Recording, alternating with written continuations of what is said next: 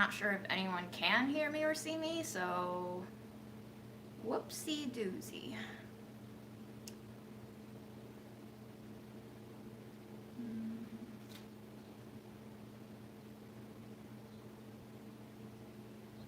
Okay, hi.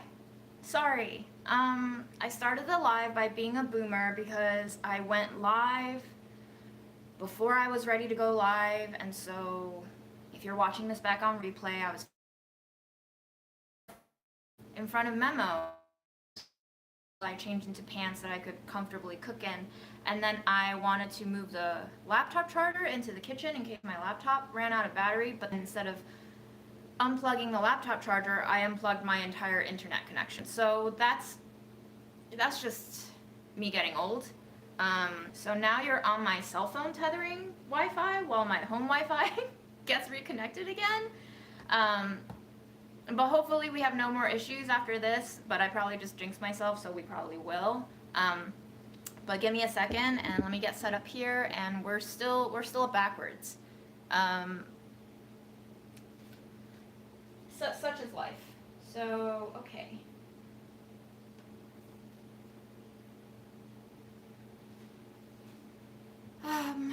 Amazing. Happy to see you guys. Happy Sunday.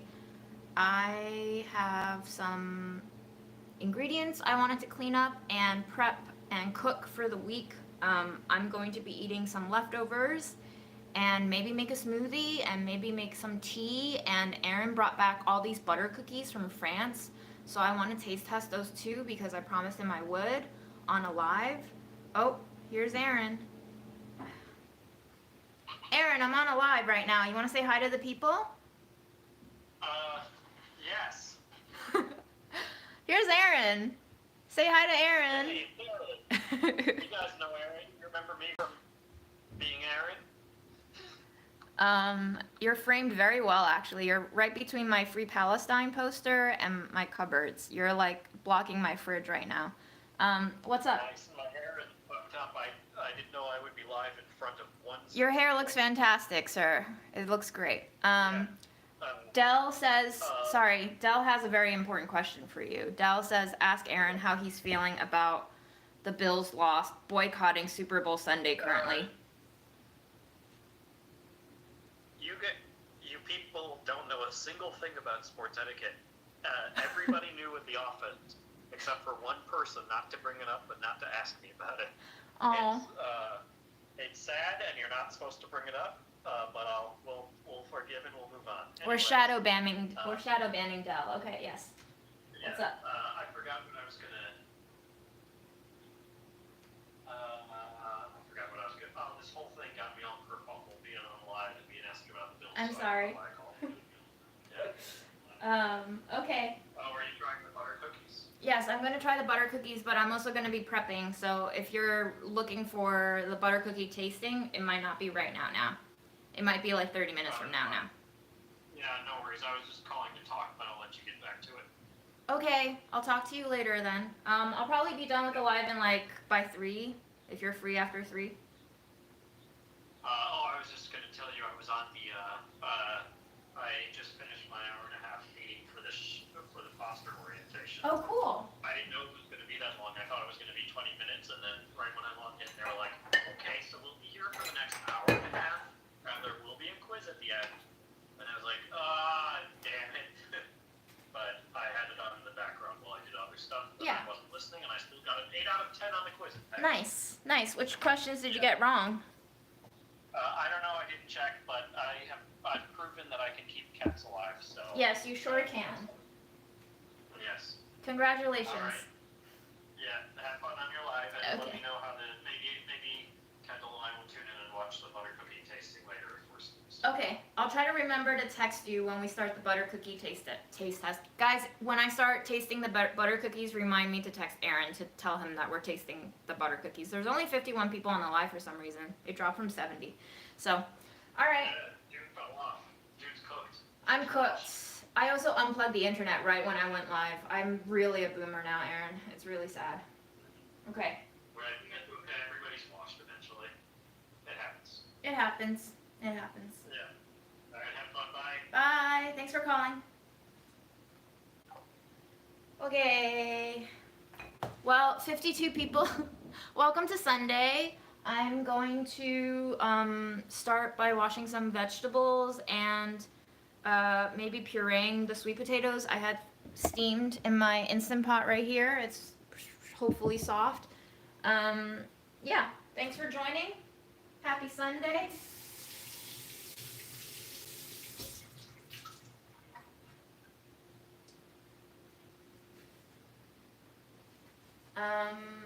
Let's see. Yes. Okay. I have some chicken stock from over like 10 days ago. We're gonna sniff it. We're gonna see if it's good. If it's good, I'm gonna start boiling some pharaoh in it, and we're gonna cook some pharaoh. And I think I lost my brain a little bit there. I'll come back online soon.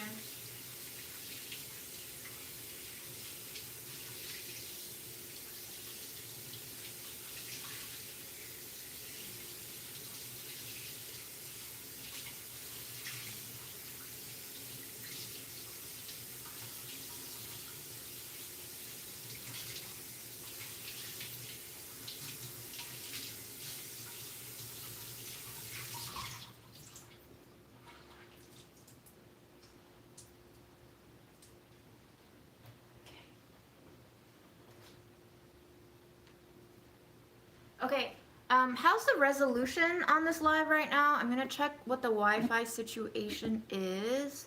I am still on my phone hotspot. If it goes into potato quality, just let me know, and we might like break for a second, but I might hop back on my Verizon Wi-Fi. But let me maximize chat. I did not find the pink sweater. Okay, let me go through all the chat. Too many things going on at the same time.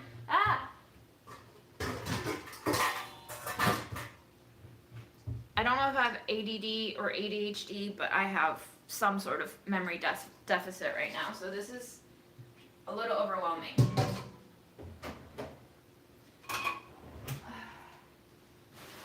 Let me show you my farmer's market haul, okay? This will facilitate me with starting the prep.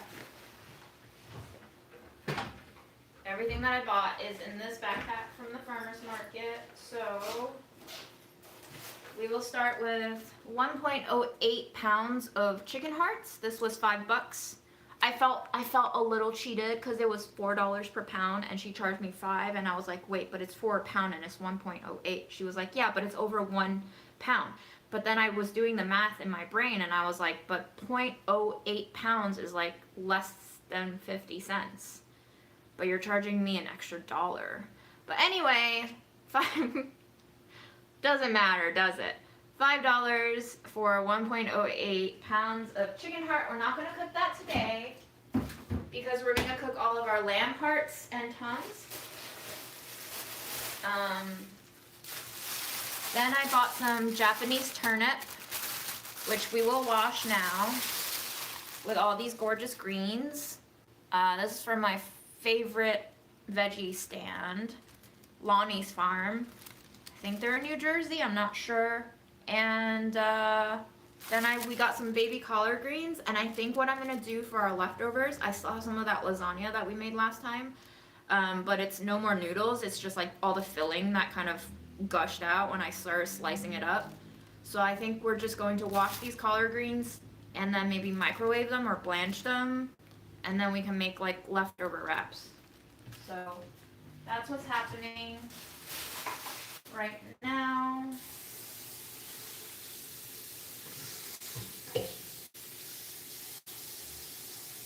I can move you closer so you can see how I prep. So normally,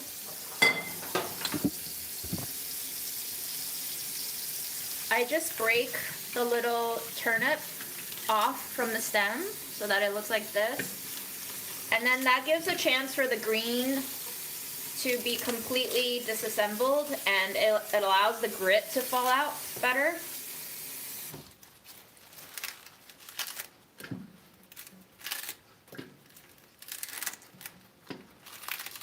I do use the greens. I know some people like go to the farmer's market and I see them asking for the greens to be torn off, but these greens are super delicious. Oh, so this was $4 a bunch. So if I threw away the greens, I feel like I'd be throwing away like 60% of the value of my $4. So those are the little radishes.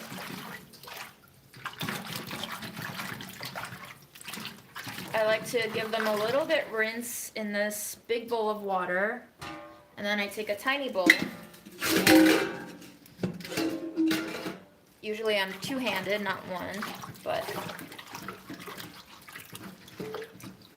then I move it out after most of the visible chunky dirt is off in here, and then I let them soak in their own bowl as I go on and wash the greens, because as you can see, it is quite gritty.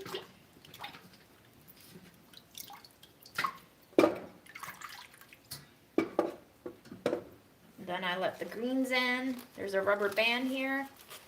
I like to not cut the rubber band. I like to preserve the rubber band just so I can use it at least 1 or 2 more times, which is why I take off the turnip heads that way, because then the rubber band comes off more easily once we have like a detached end with no bulbous features getting in the way.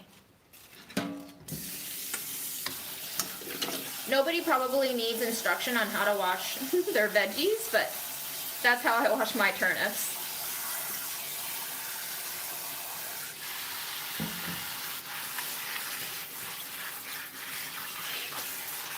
So I just fill up the bowl enough to flood over all the leaves, and then I let them sit for, depending on how busy I am, at least 5 to 10 minutes, and then I give them a little rough kerfuffle like this, and then we drain it, and we'll rinse it again.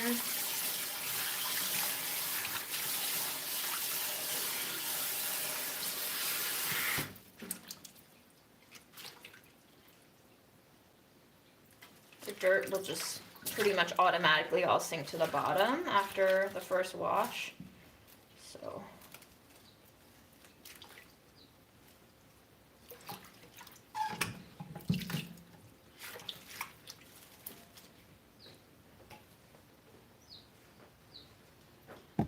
I need to upload short videos like Delish. Delish can do Delish. I'm not gonna do Delish. I'm also not food media. I'm just a person on the internet now that you listen to for some reason still. Thank you for being here. But yeah, we'll see about the videos, huh? I swear, every time somebody says do videos, my desire for doing videos just like drops even further.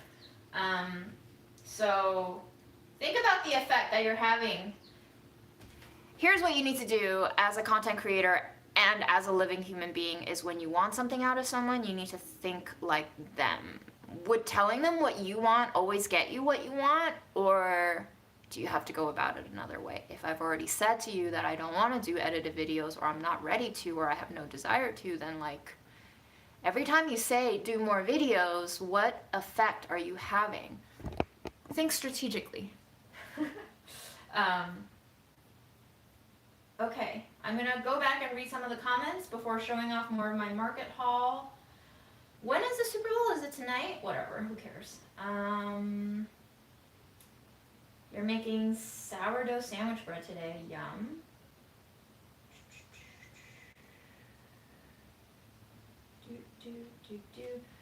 Close up of my earrings. These are a pair of the same earrings on this side. I just thought they looked really cool together, so I've been keeping them that way.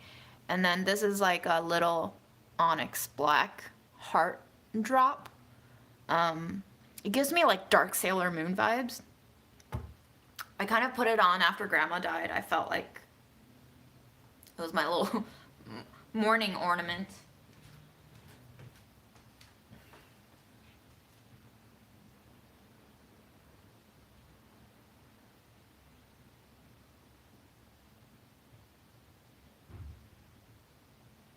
Thank you for fostering Aaron. Aaron's been doing thank you for fostering, Aaron. Commas are important. Because I read that completely differently for a second there. So no, I think I saw this earlier, but no, I didn't find the pink sweater. And I didn't find grandma's sweater either. I think it was probably just lost in the wash, or they threw it out because, you know, in her last few days there was a lot of body fluid coming out in all sorts of different ways, and maybe it was just deemed not clean enough to be thrown into the wash. That's very possible. I mean, I've thrown out quite a few pairs of pants that grandma soiled, so I don't blame them. But yeah, pink sweater, eternal mystery. I hope somebody took it home, or I hope my mom was wearing it. Aaron's theory is mom was wearing it when she passed away. I saw mom after she had died on video call only, and I think I was just so in shock and not processing anything that I don't remember what she was wearing. I just remember her face, and how lifeless it was. And, yeah. Good luck, sweater. You're beautiful, and you're soft and luscious, and I hope someone's enjoying you somewhere. So, okay. Molasses spice swirl bread. Yes. I would love to have some walnut butter on there. I think that would be delicious, with maybe like melted chocolate or Nutella as well. I am doing better mentally this week. I got a lot of grandma's documents done. Everything is obviously still in process, and fingers crossed, I just sent off a lot of really expensive documents to China. So I hope they get it, because this Thursday I basically spent 8 whole hours running around trying to get her death certificate translated into Chinese, get that notarized, get the death certificate and the translation certified by the county clerk in Queens. So I had to go to court for that, and just a lot of being on buses, going back and forth between the 2 locations, not knowing what I was doing, getting things wrong, going back and redoing it, hoping that I made it back to the court before they closed at 4:30 p.m. And we did it. And then the next morning I went bright and early, 8 a.m. to Manhattan, to the State Department, to get the state apostille. This is a new word for me this year, apostille. APOSTILLE. Apparently it came out of the Hague Convention. It's basically this note, official state note, that says, we verify that this documentation is original and truthful, and it's used for international documents. So, you know, grandma's death certificate was issued by the city government in New York in the US. If I send it back to China as is, they can't do anything with it. It's not official for China to use. So that's why I had to get it translated into Chinese, get that notarized, get both documents certified by the county clerk, which is the city clerk, and then get it certified by the state clerk. And now it is on its way to Beijing, hopefully shipping out tomorrow, Monday, via DHL. Shipping about 20 pages of printer paper cost me $70. But hopefully it gets there safe, and that's all I can hope for. This Thursday was exhausting, not only because I wasn't used to riding public transportation and running around for this many things in one day, given my recent health conditions, but it was also exhausting just because it's just like endless bureaucracy. So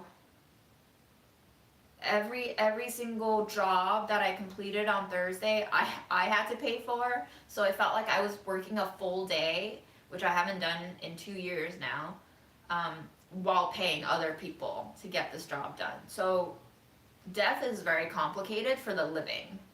I recommend that you die with no family, so you don't have to do this, but, you know, costs and benefits, you know. So if you do die, don't die with a lot of property that you haven't dedicated to anyone in a formal will, or if you do die, don't die in a foreign country where you're not a citizen and none of your family is there, because it just complicates everything. So mentally I'm doing better this week because at least I feel like I've made progress. Now obviously if these documents get lost in the mail, then I have to start the whole process all over again, including requesting new copies of death certificate. everything costs so much money. There's like basically $350 worth, excluding my labor and time, just $350 worth of services in that envelope that's making its way to China right now. So it would be devastating for it to get lost in the mail, but hey, I guess as long as we're alive, that's all we're gonna do is just keep on trucking on. So yes, that is what I've been doing this week. Thanks for asking. And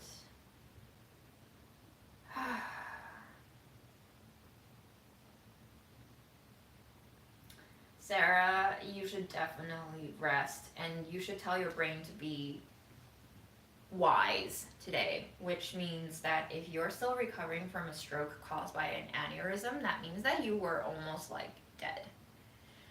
Which means staying alive is the work today. Which means if you can't muster up the energy or the willpower or the desire to do anything else, you should just let yourself live. Because living is really hard when your body is shutting down. That is something that I've been trying to cope with for the last 7-8 months. It's ever since I got mono, I couldn't do housework again. Today, I was blessed enough to have enough energy to like mop the house for the first time in 5 weeks. And honestly, it wasn't even that dirty, which I'm proud of, I guess, that I didn't make a complete mess of my house in the last 5 weeks, but my brain feels a lot better. But, you know, it took me 5 weeks to get to the point where I was like, all right, we're gonna mop today and we're gonna do our best to try to clean up this place. So, yes, things will get done, but they will get done when it is time for them to get done, and when it is time for you to feel like you have enough energy to get things done. If we keep rushing ourselves the way that society tells us to rush ourselves, we will die very, very, very, very early, like my mom. My mom was constantly trying to do everything right perfectly, on time, if not earlier than on time. And even after she finished something, she would go back and correct it. She did that with all of her papers and essays. She was a newspaper editor, and I think she just burned herself out on so many fronts. So if your body is already saying we're throwing in the towel, and you've been given like a second chance to come back and recuperate, like Memo has, just recuperate. That's your mission now. It's not to be normal before your stroke, but it is to recover as a person who's just gone through a stroke. I have reason to believe that my mom had a mini stroke a year before she died, based on one of her journal entries. It sounded really serious. She couldn't like really be conscious. I think she was like passing out and throwing up and feeling dizzy for hours. So she didn't, I don't know why, but she didn't get medical care after that episode. I guess she didn't think it was serious enough, or she thought it was in passing. But our bodies are a machine, and we don't get to look at it the way we do checkups on machines, because it's sealed.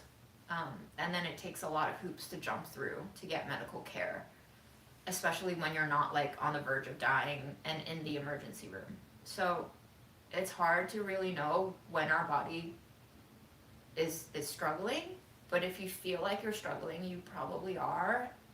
So trust your instincts on that and just take it easy, because easy is all we can handle when our bodies are at breaking point. So yeah, I'm constantly just reliving the grief of my mom's mistakes in a way. I don't want to call them mistakes, and they're not, but I think from a certain angle and perspective, she would even say herself that she lived many mistakes.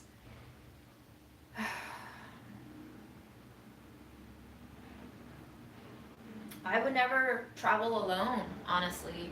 I'm very thankful that Aaron was with me, and I'm very thankful that he was able to like call the airlines and call for a doctor to give me a CPR test, or not a CPR, a PCR test, because it was still during like COVID, basically. Restrictions were abound. I don't think I would have had the energy to understand what I had to do to make my way back to mom and grandma. So yeah, very thankful that I was with Aaron. And now I have a travel phobia, really. I've never been as travel hungry as Aaron has, and now, especially, I just have no desire to travel. I think if I do travel, it's gonna be kind of a situation where I'm planning to be like a nomad, and I would travel to live elsewhere. I did not do a mood scoring for today. I think my mood for today is at a solid 8. I'm not like ecstatic. It's not like a super, you know, a gushing of positivity today, but it is a lot of gratitude of just feeling like my body is here and holding up, and I was able to clean up my house a little bit, and now I'm about to eat some cookies and prep some veggies, and I think we're at least an 8 out of 10 today. Memo hasn't eaten today yet, and he didn't really eat well yesterday either. I dumped out 2 cans of wet food this morning from yesterday, but he seems okay.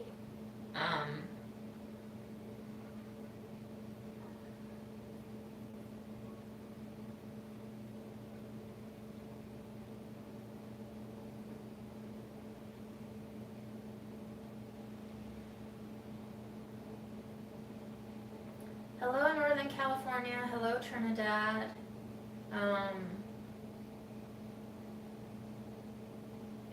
Yeah, see? It is easy to just brush it aside and say it's no big deal. And, you know, it is no big deal if you think death is no big deal.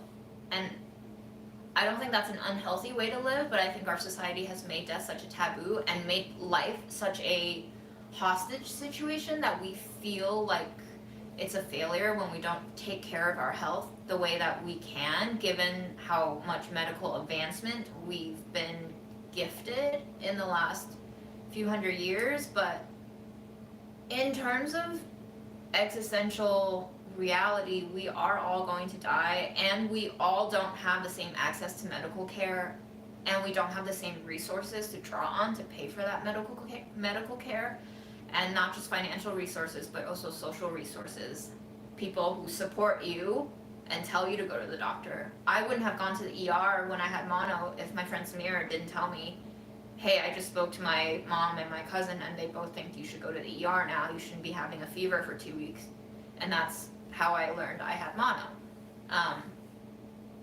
So, given that we don't all have the same resources, we can't expect ourselves to always be on top of shit, because we need support in so many different ways to be on top of shit, because we're not a solitary organism. We are a herd animal, essentially, but our society and our developments have splintered us in so many different ways that we feel individual responsibility to an unnatural and unsustainable extent. So if you do fail at taking care of yourself, or doing things you think you should, or doing things other people tell you you should, keep in mind that it is really, really impossible to keep up with all of these standards and demands all the time. I splurged today on a $9 jar or $8 jar of sauerkraut. I think a viewer told me that it's good for period pains, so I think my period might be here in like the next 8 to 10 days, so I'm gonna start eating some of this. I bought some sauerkraut from the grocery store, and it was way cheaper. It was like probably a little bit more than this in terms of how much product you got, and it was only $3, but it also had preservatives in there, and I just wanted to try one that had less preservatives. So this one has organic cabbage, water, sea salt, organic caraway seeds, organic juniper berries. So we'll treat ourselves to this. I did want to start making my own sauerkraut. It doesn't seem too hard, it just seems like you need some time for it to ferment. But all the cabbage at the farmer's market have been pretty frostbitten these last few weeks, so I'm waiting for when we can have a healthy head of cabbage, and then I'll try to make some sauerkraut. And then we got some apples. These are a bag of Fuji apples. There are approximately 10 apples in here, and this bag cost 8. It used to be $6.75 per bag. When Grandma was still alive and I was still taking her to the farmer's market, I think it was $6.75. And then it went up to $7.50. And then 2 weeks ago it went up to $8. There's no eggs at the farmer's market anymore. Every day I go, they're out of eggs already because the eggs are insane in price. So I guess everybody's going to the farmer's market now. And then this isn't from the farmer's market, but I got like $1 worth of ginger because I've been putting it in my smoothie every day, and I haven't gotten sick yet. I've been sneezing. I've been having a little bit of a sore throat, but it's kind of been like going in and out instead of going deeper and descending into despair. So hopefully my smoothies are working. $8 for apples is steep, but I feel like once I've had farmer's market apples, I can't really go back to supermarket apples anymore. They just don't taste natural to me. The supermarket apples, they taste really one note and either really syrupy or really oddly bitter sometimes. Although farmer's market apples can have some off ones too, but I guess I just feel better buying farmer's market apples. And I think it started during COVID when I couldn't travel, and I was like, well, if I can't travel, I'm just gonna splurge on apples during apple season. And once you build up the habit of, you know, eating and sourcing better, I think it's hard to like go back. So until I have to decrease my food budget, I think this is worthy of a splurge for my body.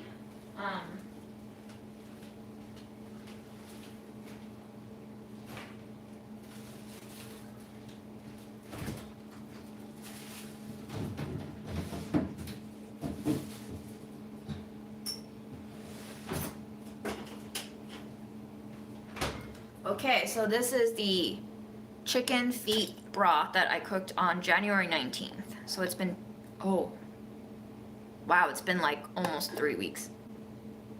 It still smells good, actually. So I think we're gonna cook some,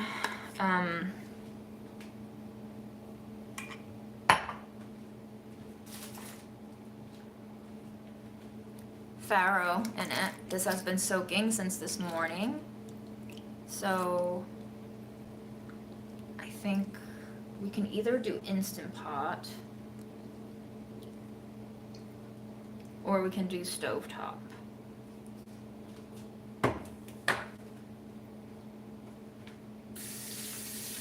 I kind of want to do stovetop just in case we can get like a little bit of a crispy bottom.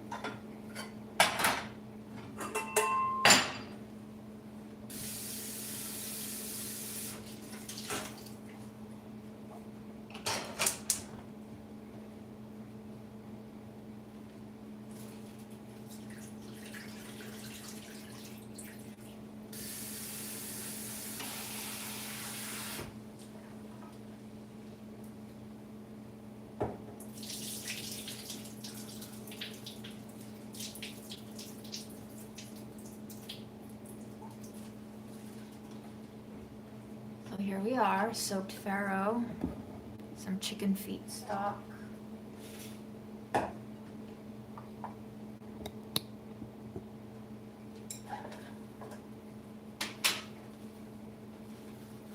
Oh, well, it's fine, it's fine.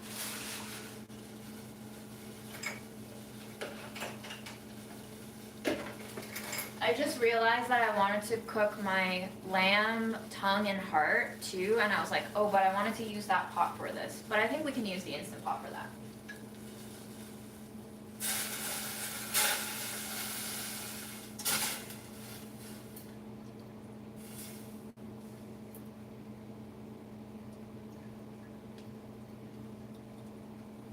The economy of kitchen appliances.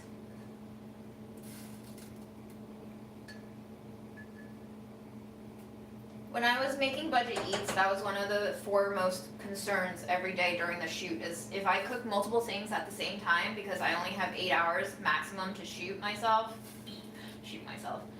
before the sun went down every day, what pots do I want to use for what, when? That was always part of my calculation.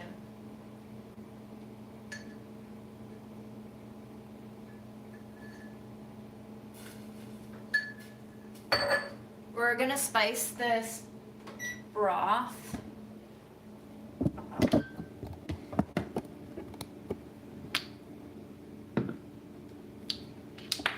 I actually don't know what this is. My friend Charlie gave this to me a really long time ago because it expired in 2023. But I think she got me this on a trip to Chile, and it's like traditional Chilean flavors. It looks like there's oregano, onion, pepper, garlic, cumin. I don't know what tomillo is. If anybody knows what tomillo is, Tomillo. Black pepper and bay leaf. So let's just use this because it's time. I haven't opened it yet, and this will be. Ooh. It kind of just smells like a oregano seasoning, honestly.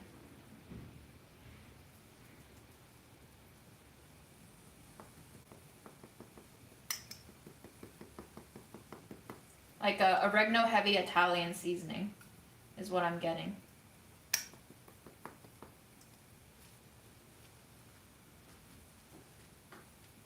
Time. Thank you, Lulu.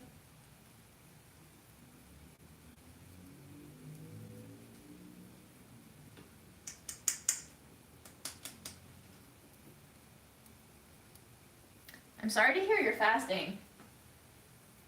Fasting is really intense. I tried to fast once in solidarity. It was like during the early days of the genocide, and I think people were trying all sorts of things to bring attention to it. And there was like a solidarity fast, and I signed up for it, and I was like, well, I signed up for it, so I should probably do it. And I tried to do it for 48 hours, but my body really tapped out after 24. By hour 36, my body was full on shutting down. And I was like, all right, we gotta drink water. So fasting is pretty miserable and intense. I hope you can not do it for much longer.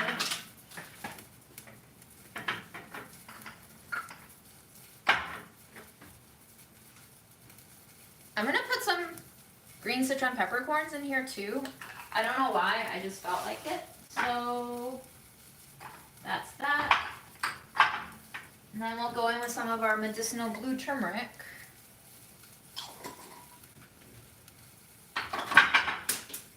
Oops.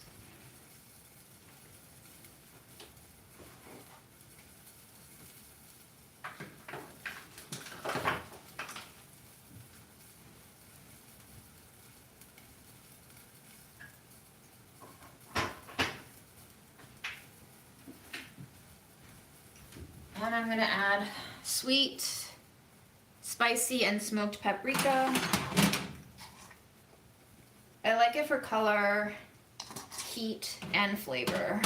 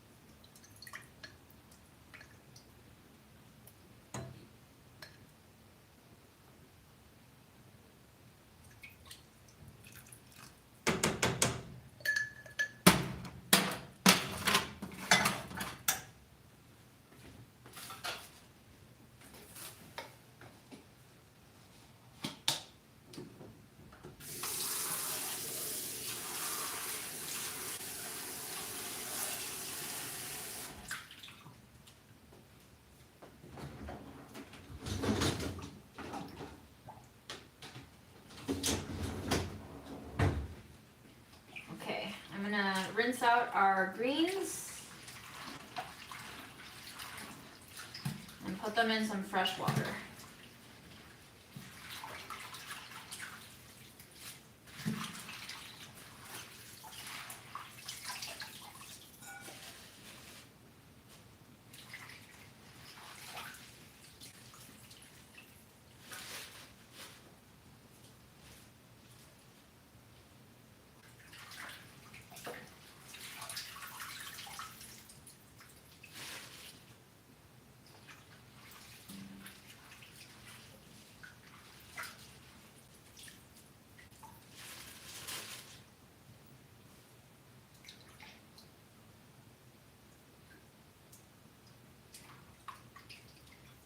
For the weeks that I didn't go live, if I had enough energy, this was all I was doing. So I don't think you missed out on much.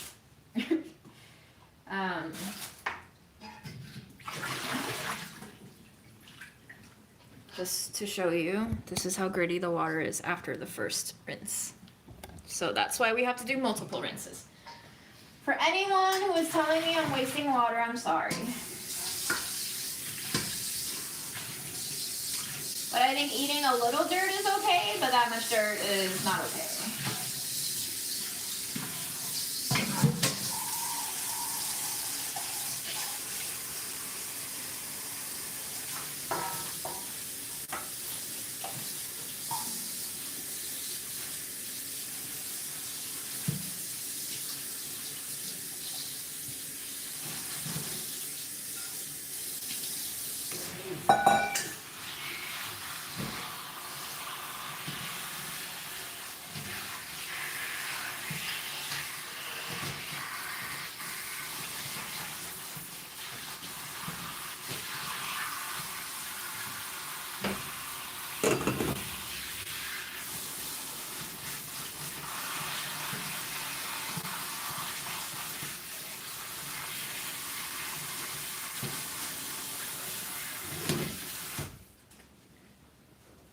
I think I should also put a little more garlic powder in our pharaoh.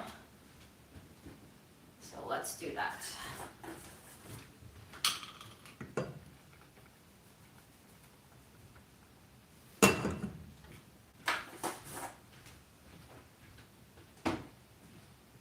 Oh, okay, yes, it's time.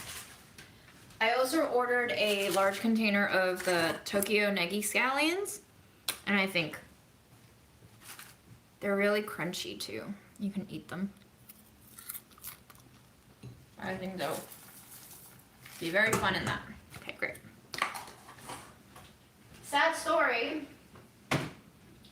I ordered that big tub because I thought I would be cooking for grandma more. Sometimes the scallions at the markets weren't great, and I also didn't want to wash them sometimes because they would get really gritty. And I thought, well, if I'm gonna make more dumplings or do more of my crepe pancakes for grandma, then I could just have a shortcut. Never really got to use that.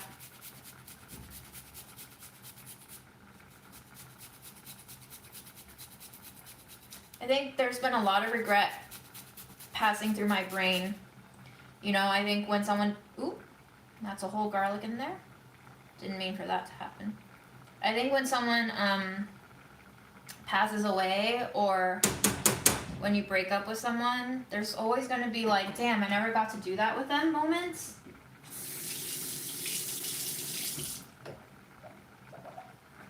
But that's the thing. There's always going to be those moments. No matter how much you manage to get done, no matter how much you manage to try together and live life together, you'll always run out of time. I think that was like the biggest hurt when Mom passed away was when I was like, oh, that was way too soon. I didn't get to do X, Y, and Z with her. But I think no matter how long I had with my mom, whenever she passed away, if she ended up passing away before I did in an alternative timeline, I'll always go through that phase of I never got to do that with mom. And that is another facet of human greed, I guess. Not a bad greed, just the greed of always wanting more. I'm gonna get some water.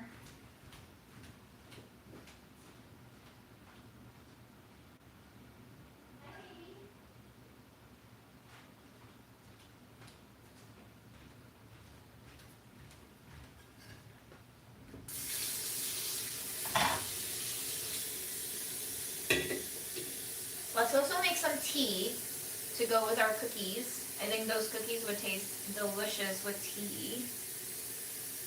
So, okay.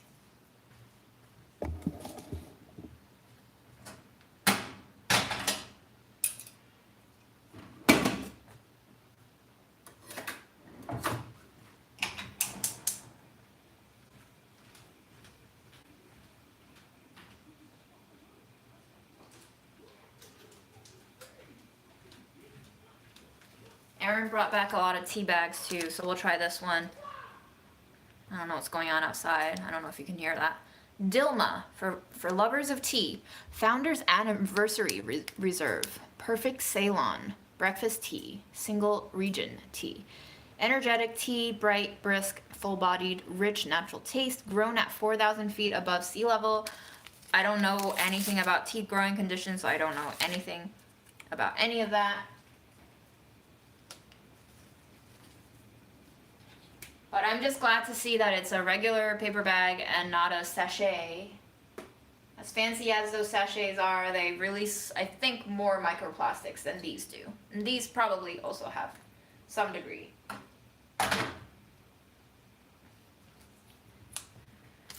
But what you gonna do? We're all plastic now. Okay.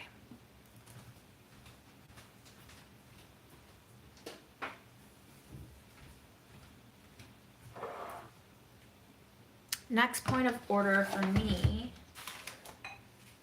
is checking out our sweet potatoes.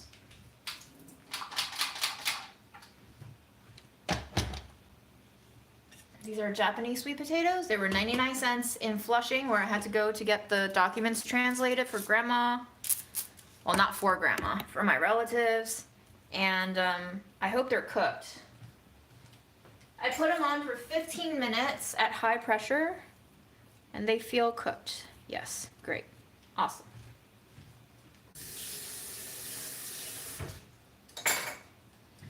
Now what we're gonna do is peel them.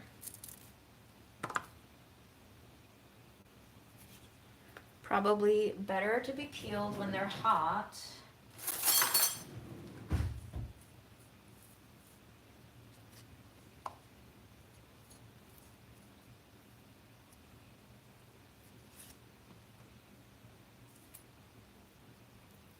You know what? This would be a good time to read your comments and double task a little.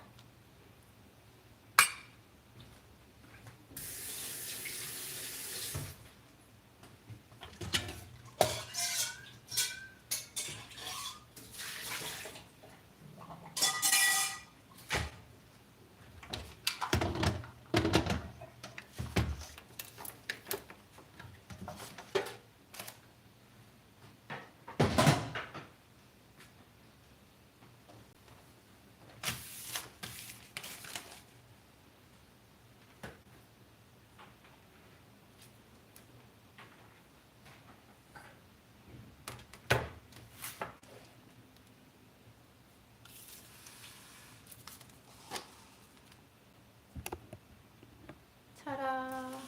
Okay, now I have my little setup.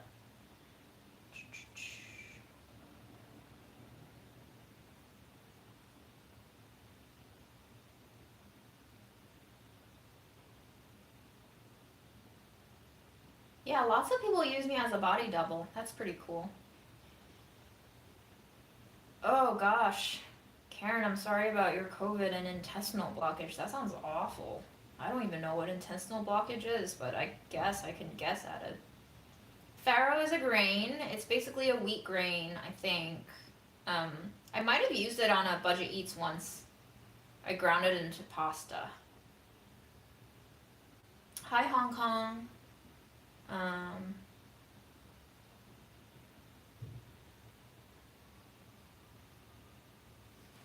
Yeah, white sweet potatoes, like these Japanese sweet potatoes, you'll see them in like Chinese stores and Korean stores.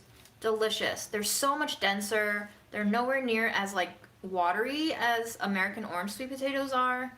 I just feel like maybe I'm Asian and I'm biased, but these are. If I could only have one type of sweet potatoes, it would be this type of sweet potato, for sure. Creamier, both in taste and texture. It's thick. It's really, really thick. So what I think I'm gonna do with this batch is immersion blend them until they're like creamy. And then last time, when Grandma didn't want the sweet potatoes I cooked for her, I just ate out of that jar of blended sweet potatoes, and I had the time of my life. Here, I can show you. It's like so creamy. And it's like a little sticky. And there's like a floral taste to the sweetness. Not just a one note offering.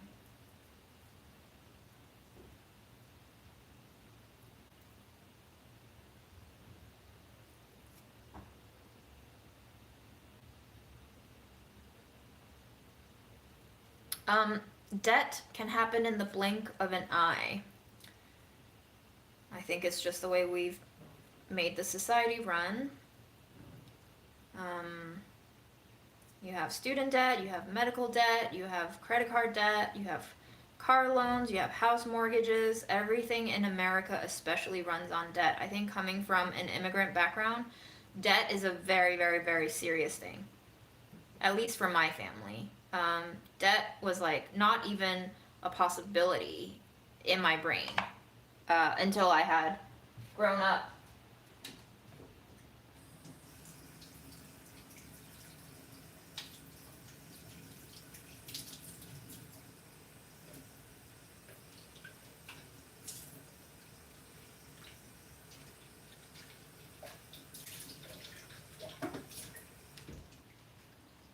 So I know we're anti-plastic now, but let me see if I have a jar.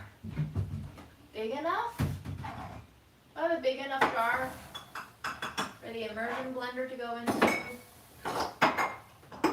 Yeah, I think I do. Maybe we can blend in this jar. Just pop it all in there.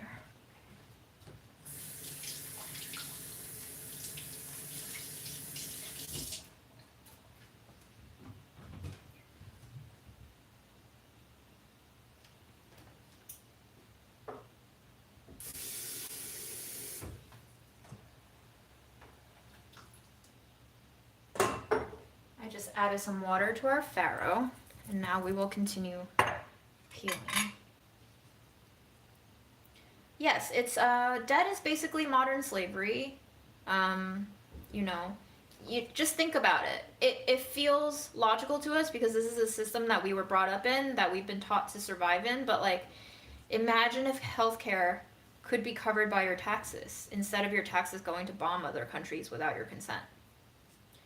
Imagine how much less stress you would have in your everyday life if you knew your medical costs would be covered, not because the state is nice, but because you deserve it, because you worked for it and you pay taxes to the state, and the state's job is to take care of you, because the state is essentially a social contract.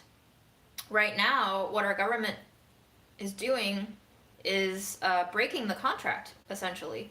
So really, what we should be seeing as a consequence, especially for a place that calls itself a democracy, is some sort of rebellion and revolution to punish the government for going off track of our social agreement. However,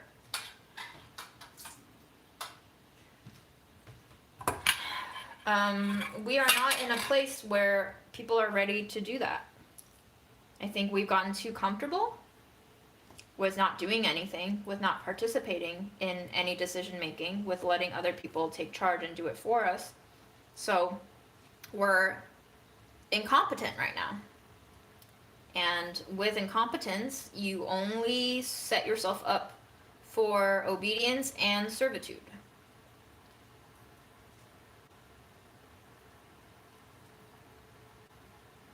Memo is chilling in the living room, I think.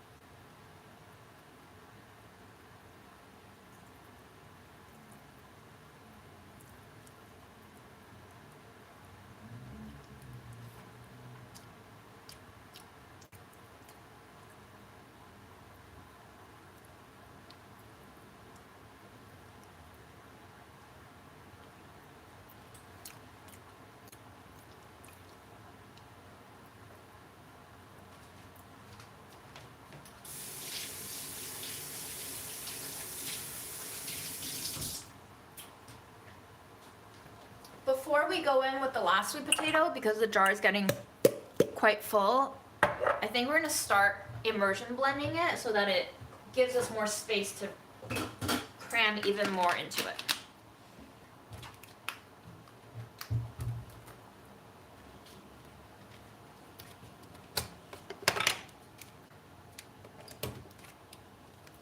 Really, if you think about it, our lives are being run by gangsters.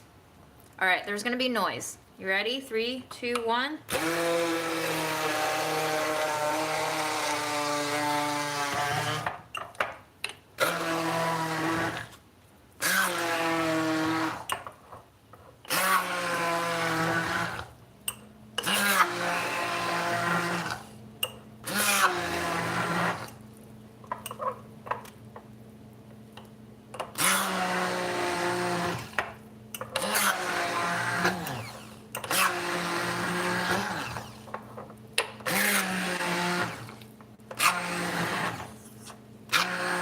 So it's like America never really got out of the wild, wild west stage of its life.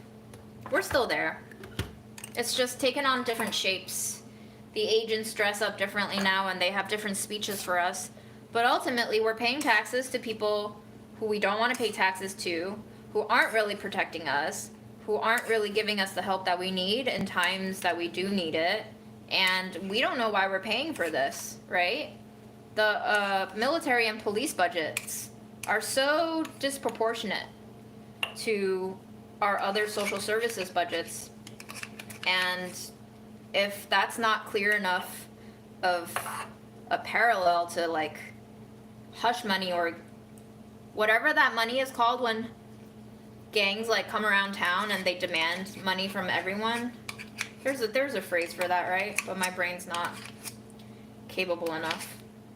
But yeah, that's what we're doing. That's what we've been doing. That's what we'll keep doing until we can't anymore. Extortion's a great word for it. Yes.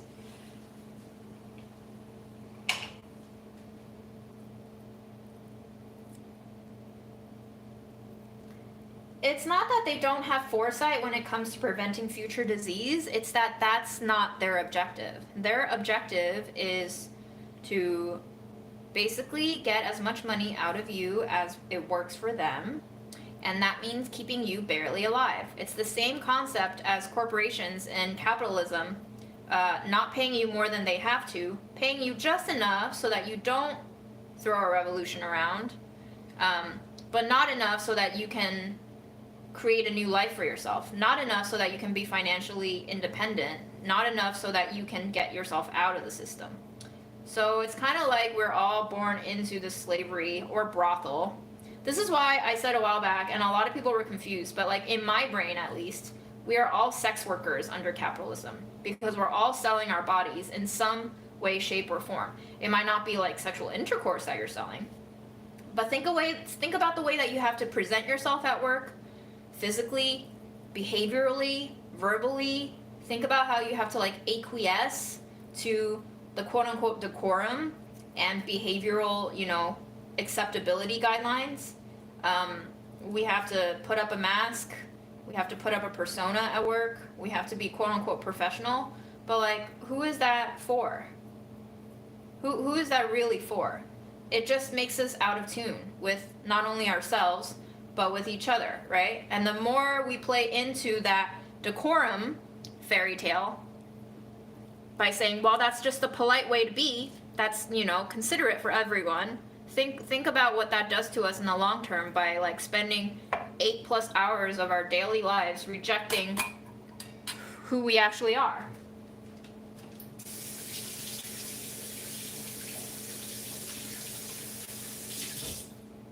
And I'd just like to clarify that I'm not saying the you that goes to work is not you, that's a fake you. No, that's not what I'm saying. I'm saying that you can't bring your whole self to work because that's not deemed professional, right? You have to keep part of yourself hidden and suppressed at work to be considered professional. What that does is it lets you atrophy parts of your personality.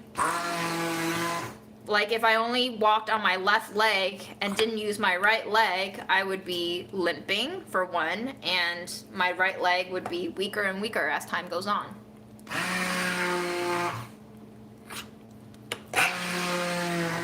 And eventually you'll start telling yourself to believe in this lie or fairy tale of sorts that there is a good way to be, and that's to be professional. But who's actually defining what good is? You may think that it's you because you've bought into the social contract, but maybe that's why a lot of us need therapy. Is like we don't actually agree with what we think we should believe. And it's not that we're wrong, it's just that we are diverse.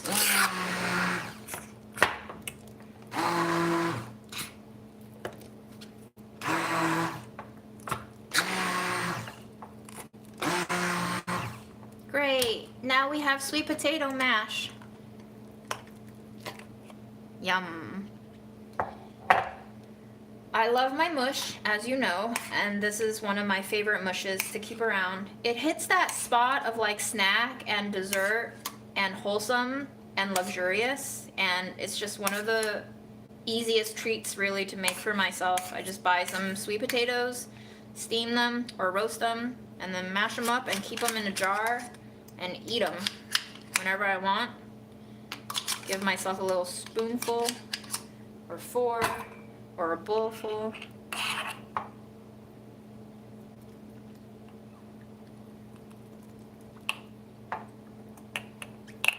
So I think this was about $250 worth of sweet potatoes at the Chinese supermarket. I think if I bought this at the farmer's market, it would be more like a $6 to $8 range of sweet potato. So that's the cost of buying more local and probably better grown, is 3 times the price. If you can swing it, obviously better. You think that would be so good with some cheese? What if we put some cream cheese?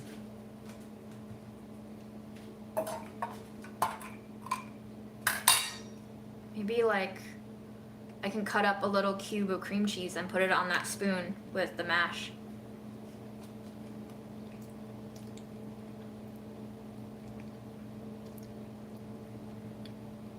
Also, we've also come to like think of this class, the ruling class, as our overlords, but they are just people. They obviously have a lot more equipment and weaponry and, you know, tools they can attack us with, but there's a lot more of us. And I think this is where fear, and fear of death in particular, comes in. Because whenever we want, we could get our shit together and throw them out. But quite a few of us would have to die. And we would have to all be on the same page of being willing to die. And I think not many people are. That's really the problem.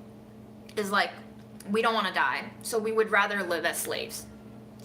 I also don't think that, I don't know of enough history of the enslavement period of the US to know what went down.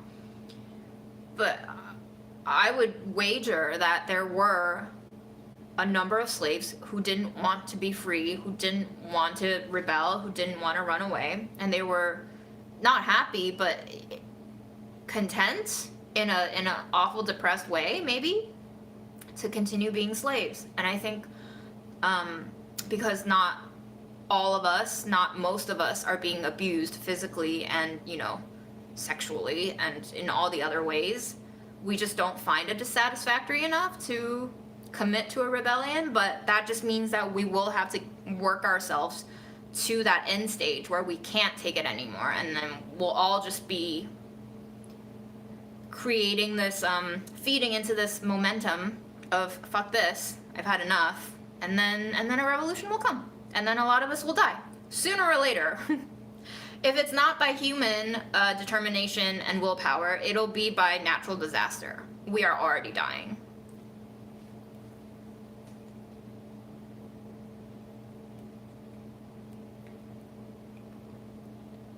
I don't know if they're sweeter than orange fleshed ones. I would say so, because they're denser.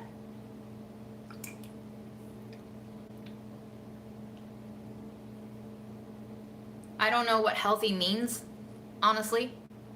So, health is not a one size fits all. I've recently started to learn and see more of. There's a lot of food allergies and intolerances, so if your body can't handle something that is supposedly healthy, then it's not healthy for you.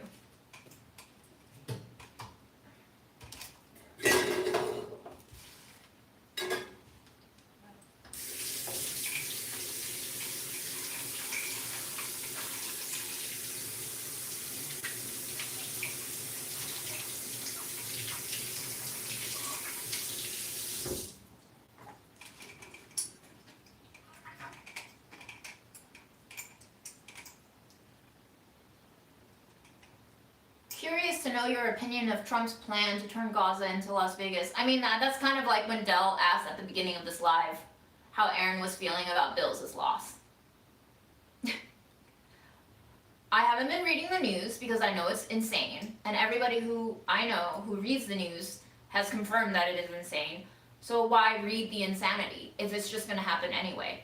If we could see a whole genocide happen over 18 months and not have enough momentum, determination, and action to stop it, then we deserve what's coming next, because we have demonstrated to ourselves that we're frozen in inaction. I don't believe in the narrative that change is coming. Like, yeah, change is coming, obviously. Change is always coming. Trump is a change. Leveling Gaza is a change. I don't think we're as powerful as we've made ourselves believe. I think that's another fairy tale. And I don't think, anything is as powerful as we make believe it is, which is why I say that the most important thing for us to do right now, and yes, this is a blanket statement, and yes, I have deep biases due to my personal experiences in the last 4 years, but I believe that the most important thing for all of us to do right now is to make peace with death. Whatever that means for you, you have to find your peace with death. And I think once that happens, that's the only way we can actually start to change. Because if you're still going about life terrified of death and doing everything you can to avoid anything related to death, including physical decline and spiritual breakage, which I think contributes as much to death as physical decline does, because just think about the placebo effect and all the scientific studies on it. If you trust science for everything, then science has also proven that your mind dictates where your body goes. A lot of the times, not all the times. So we'll try the cream cheese on the spoonful of sweet potato.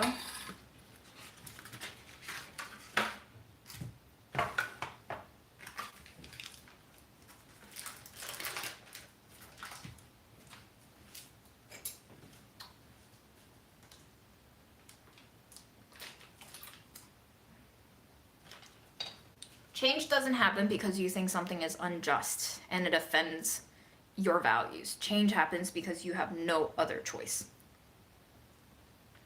So, the question is, when are we getting to the point where we have no other choice but to change? Clearly not enough yet. I guess we'll keep going. Our tolerance and adaptability is commendable and laughable at the same time. Human creatures. You never know what motivates them to move. We're so fucking lazy, guys, as a species. Lazy.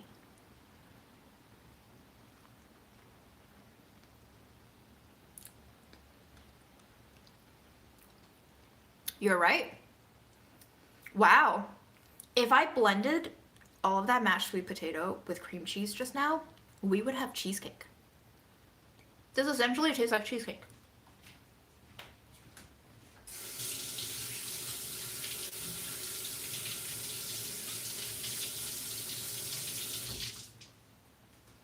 I think for a 2-ingredient recipe, you could make a no-bake cheesecake with just sweet potato mash and cream cheese.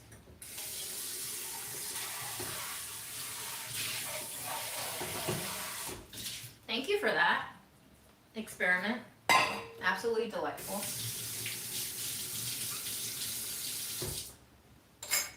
All right, our tea is ready, so I think we should start on the butter cookies. I'm gonna text Aaron and let him know.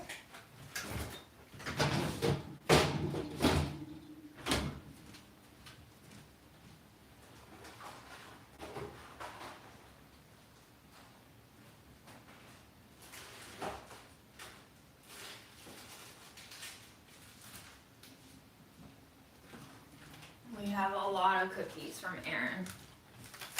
It's the bounty of cookies.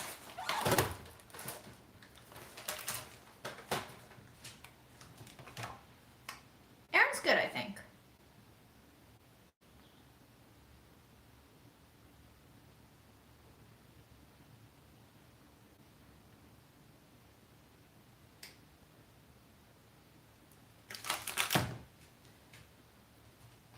I should also check up on our pharaoh.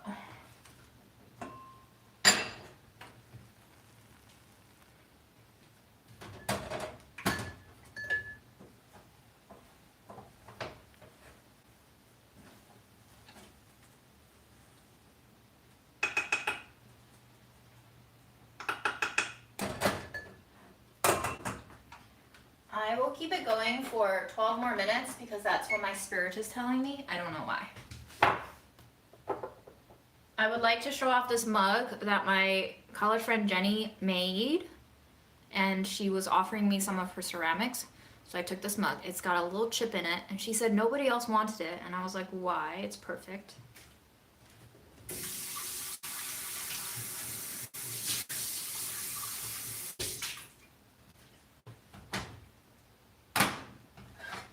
So we're gonna pour ourselves a little tea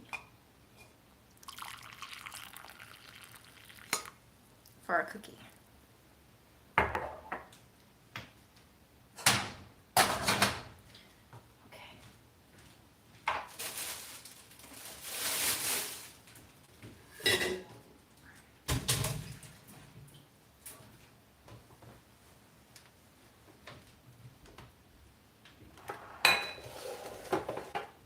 Oh, that's a great idea. We could name this mug Chip. Okay, let's take a look at all the cookies that Aaron got. There are 5 from France. So I believe Aaron's rationale for bringing me back all these cookies, which I have already opened some and shared with my dad and my friends, but I have not tasted any of these 5 yet myself. There was one that I tasted that was like a wheat round. I don't think that was French. I think that was like maybe British. That was really delicious. But Aaron's rationale for bringing me all of these cookies is he had heard about French butter being way better, and he was, I think, pleasantly surprised that it was indeed way better, and he did not think it was feasible to bring me back a block of French butter, just in case, you know, it melted or exploded in the luggage. So instead he brought me back French butter cookies, and I feel like we should taste it because it's been weeks. It's just been weeks sitting here. And Unfortunately, some of them have already been broken, but I really want to start off with this bon maman one because we all know the jam here in the States. Bon maman makes jam, but look at the butter cookies that they make. So pretty. It's embossed with their brand. You okay? You okay, Pharaoh? It's like spitting and sputtering all over the place. I'm going to take a bag that's already very, very broken. So one of these, yes. And I promised Aaron I would save one. He didn't request it, but I figured I would save one of each for him so that he could also taste it whenever he wants. So, okay. Bon maman, here we go. Cookie number 1.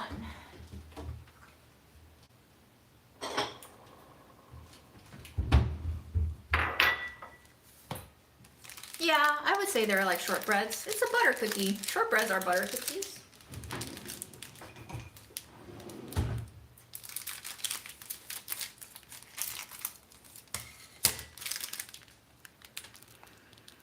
Smells sweet, cream-like.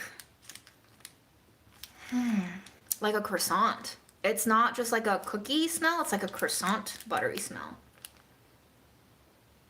The butter intensifies the deeper you sniff it, and it's almost like you're eating the butter through your nose, is what I'm getting from this cookie.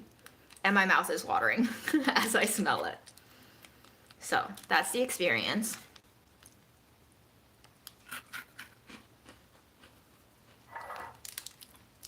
This butter cookie texture is grittier, on the grittier side.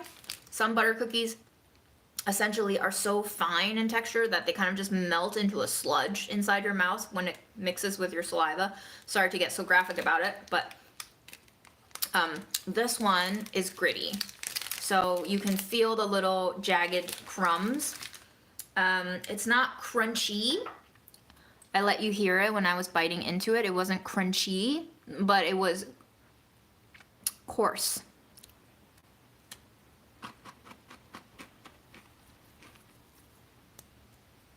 It's got a snap. It's got like a 5.8 out of 10 snap. It's not like tack. It's not like a tack cookie where you're gonna break your jaw on it. But it's also not like a Irish shortbread. I feel like Irish shortbreads are a little bit finer. But nice golden bottom. It looks like they applied an egg wash on this cookie because it's like shiny almost. The tops of them look like they've been egg washed. Do you see that? It looks like they have almost like sugar crystallization. I suppose it's like a sugar cookie. I don't really know the distinctions that Americans have with all these crunchy cookies. You have the Danish butter cookies. These are a little bit coarser than those. Then you have shortbreads, which I think are more melt in your mouth. American shortbreads, at least. And then you have sugar cookies, which I feel like are not as buttery as these are, but it depends on the sugar recipe cookie, like the sugar cookie recipe that you're using, you know? So I can't really say if this is one or the other, but I do like this. And if I were going to grade this,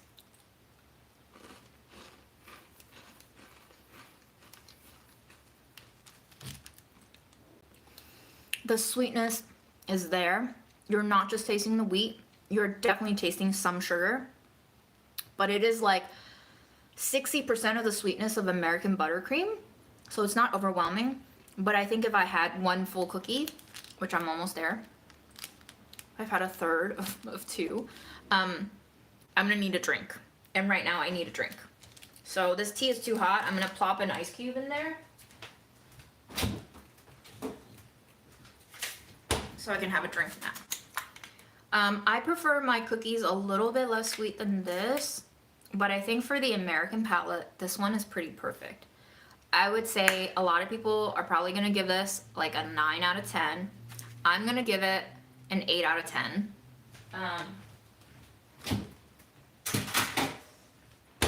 The sensation of it on my tongue is a little bit chalky after the fact, which I don't mind. I associate that effect with quite a few cookies, but it's not my favorite feeling. My favorite feeling is when the cookie dough turns into sludge in your mouth. Overall delicious. I think the highlight of this cookie is the packaging, the presentation. It's a beautiful cookie, packaged individually, 2 per pack, shiny, embossed. It's really cute. The buttery notes of it are almost like floral. The butter and the sugar combine in a way that it makes it taste beautiful, if that makes sense. So I think this is a very good one. If you're going to France and buying someone a present, this is a delicious and cute, homey, not too elevated, but still elegant bite of butter from France.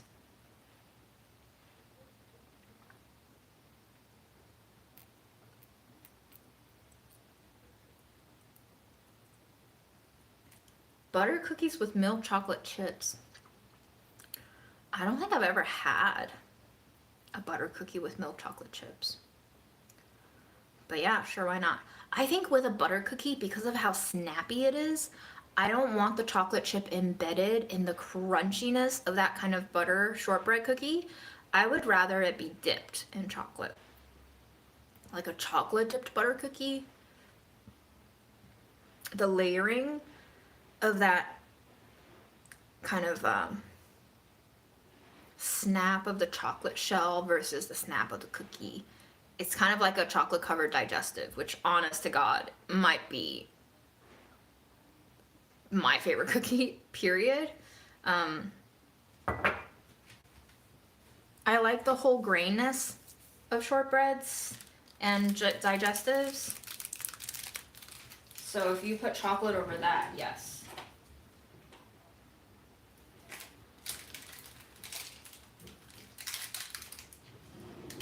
Since we are going to eat so many of these, I can't finish every single pack. So I'm gonna wrap them up and put them in a little container, and we can enjoy the rest throughout the week on my yogurt. My sell by December 30th, 2024 yogurt.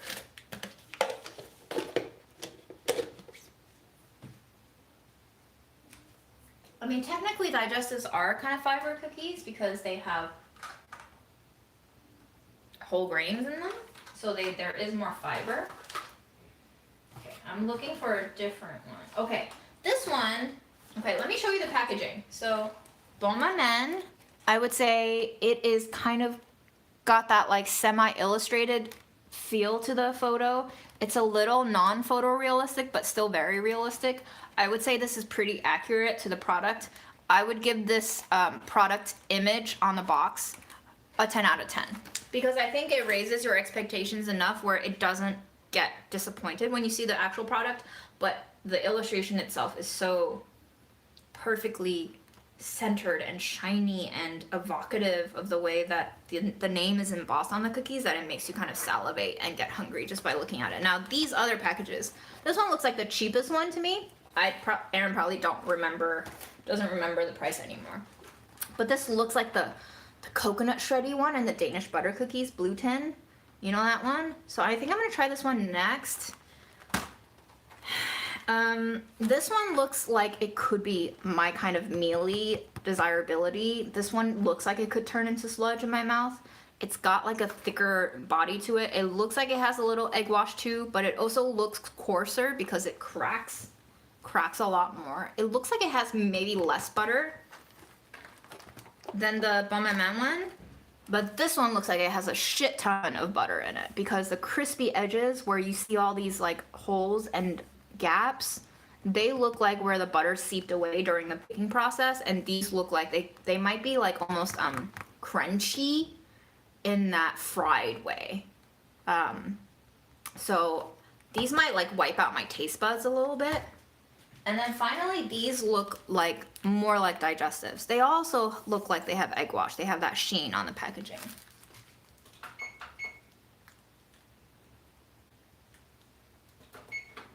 Sorry, I just added 2 more minutes to my timer because it sounds like it's drying up, but it doesn't sound like it's crackling yet. So, this one I haven't opened yet because I don't think it's individually wrapped.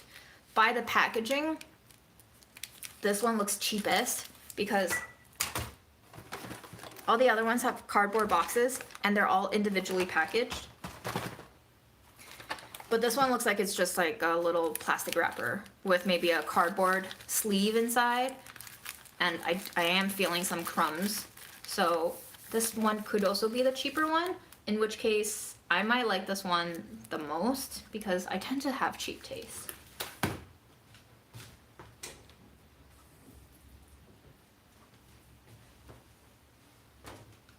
Okay, so the next one, the ones that look like the coconut cookies in the Danish butter cookie tin.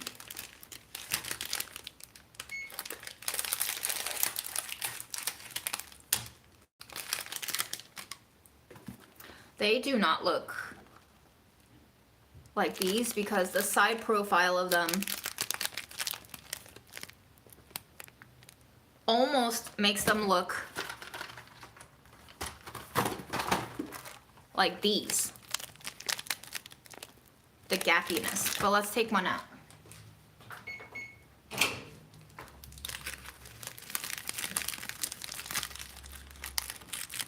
Oh yeah, these look... You look nothing like the packaging! Okay, I took out another one. Okay, I took out all of them and then I realized the third one looks most like the package. Okay, here we go. We're gonna eat the third one. We're gonna put the other two back in their sleeve. Automatically, this one smells like melted butter.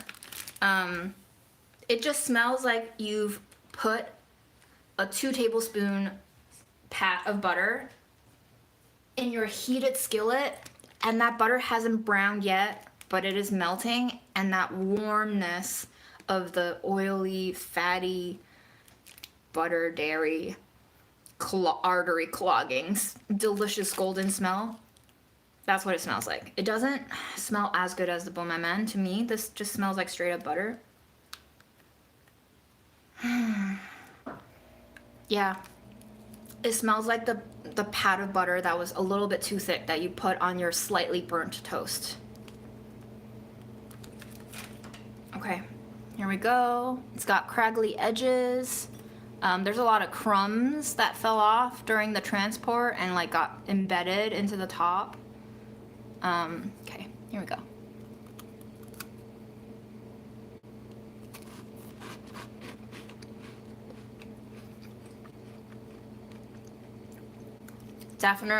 Definitely lower quality.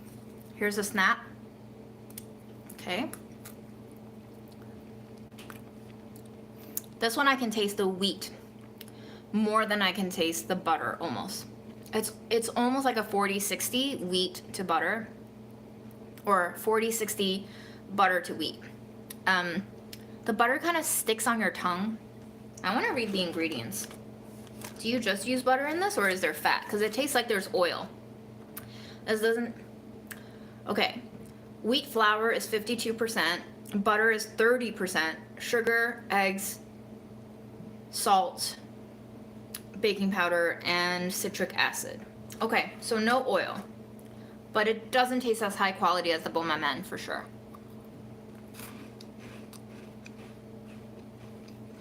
It's a little drying in the mouth. And I would say it's 20% less sweet than the Bon Maman. So in terms of sweetness, I like this. But it gives me like you know those Marie biscuits crackers? They're the round ones. They're like $1 a whole sleeve. These taste like Marie cookies. The same degree of dryness, but with a lot more butter flavor. I'm not blown away by these by any means.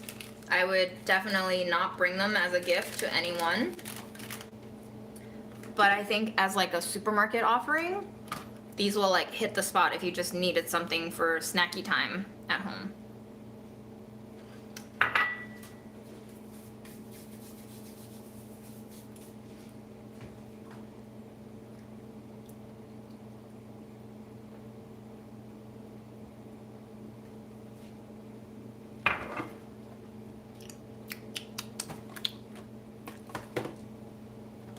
So I'm gonna rate this one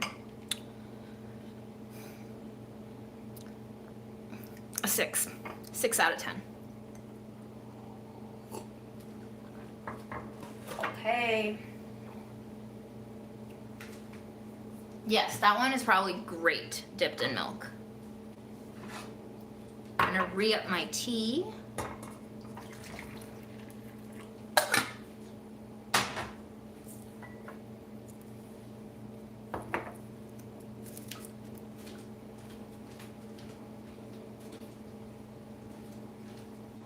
My tongue is starting to hurt from how porous these cookies are.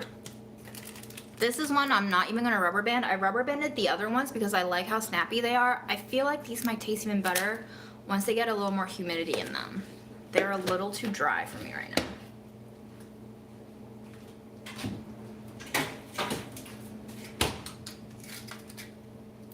What a treat. Thanks, Erin. Okay, next up, let's try these Le Palais. Pure butter, and then eggs, plain air? I don't know what that means. Oh, probably free range eggs. That makes sense.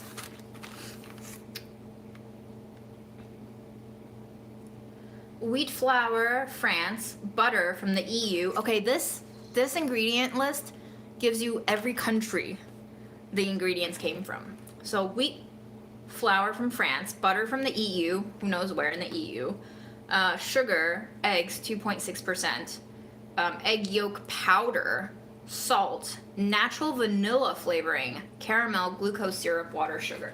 What did the Bon Maman have? Bon Maman has soft wheat flour, butter 31%. Wow. So they're all around a third butter. This one was 30% butter. This one was 31% butter. Sugar, eggs, salt, leavening, and citric acid. Okay, so these two have the same ingredients. This one has a lot more ingredients than the other ones. This one has egg yolk powder, which the other ones didn't have, and they have natural vanilla flavoring and caramel, which is glucose syrup, water, and sugar together. So this one has a lot more additional flavoring agents. And this one says it has 24% butter. So this one is less fatty, which makes sense. It's denser. Comes 4 a pack. I also like the Bon Maman because it comes 2 a pack. What if you're single? What if you don't want to eat 4 cookies? What if you want to just have 2?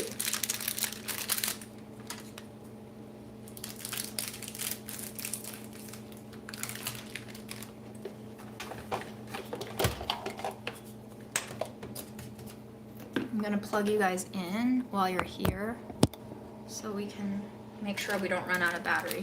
Okay, so as far as the packaging goes, I would say very, very accurate. Okay, let me take one out so you can see.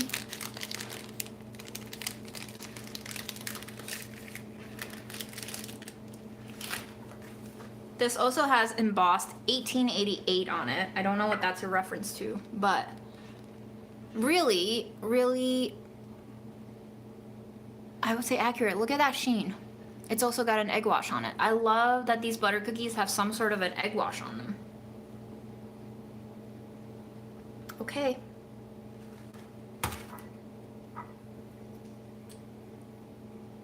Oh, let's smell the package. Ooh, okay, this one smells more like brown butter. It's got a toastier, older smell than the previous butter cookie, but it still doesn't have the sweet floral smell that the Bon Maman had. For some reason, the Bon Maman smelled so pretty. So luxurious and inviting. This one? Yeah, this one smells a little more caramelized. So, I mean, they did add caramel to it, so. All right.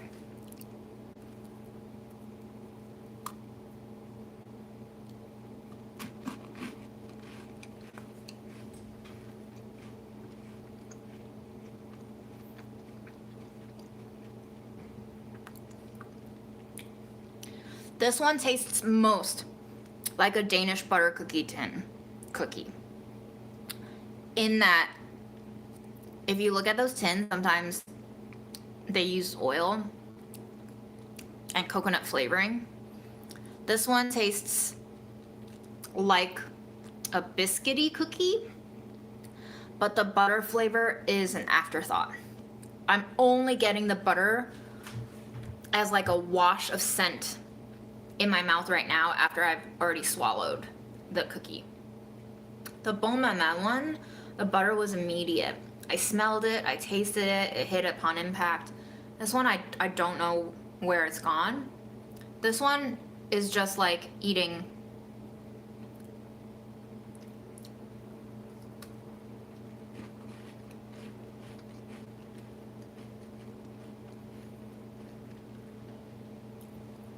it reminds me of cake rusk. Has anyone had cake rusk?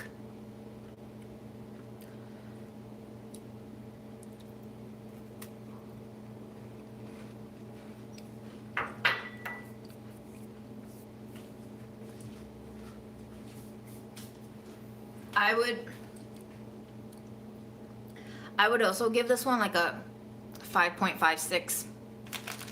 It's fine, but I wouldn't even buy it, I don't think. Because I think all the vanilla and the caramel flavoring gets in the way of the butter. And they've already used 5% less butter, or 6 to 7% less butter than the other cookies have. So they're already at a disadvantage.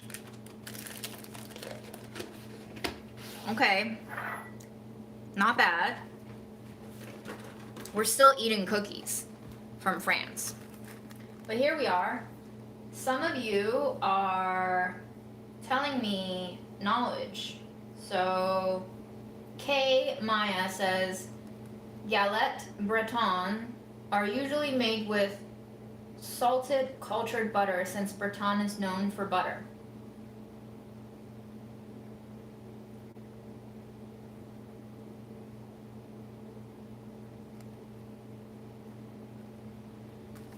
So, and they should have the same ratios in terms of butter and flour since all are pellet breton. Really? They are all pellet breton? So let's read the ingredients of these. Do you have English? Am I gonna have to translate from French? Oh, shit. Oh, no English on these. That's fascinating. This one only had French.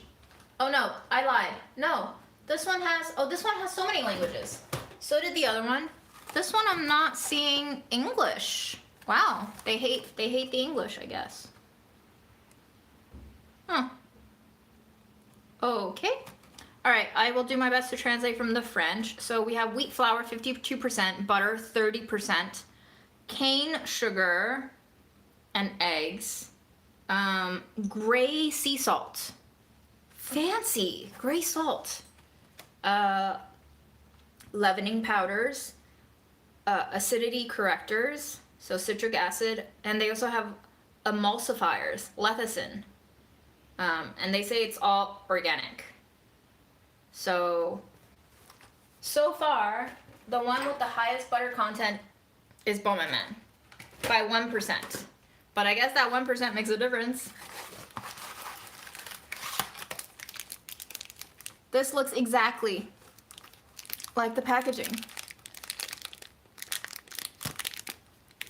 No lies were told. But the edges don't look as evenly porous as the packaging does. Like, I would say 70% of the edges look as porous as these do.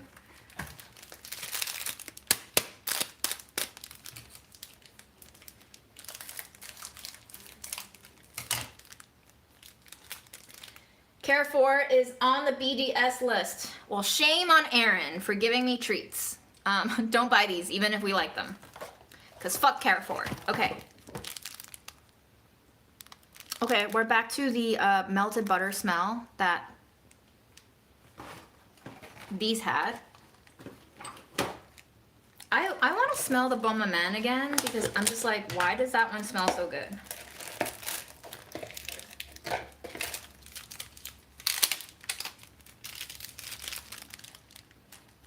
This one just smells creamy. I don't know how to describe it. Everything is like gentle and mild and cohesive, and she's graceful, and she's like a romantic. She doesn't try hard. She's not a pick-me. All the boys like her, but she can't care less. Like, that's not even in her.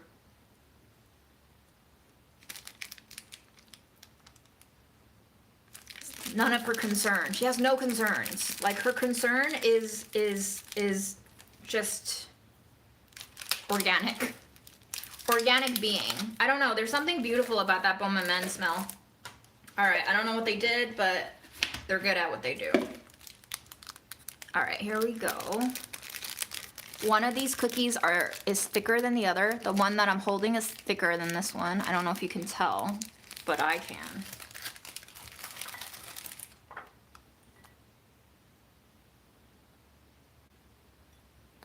For comparison, oh, I just got some plastic in.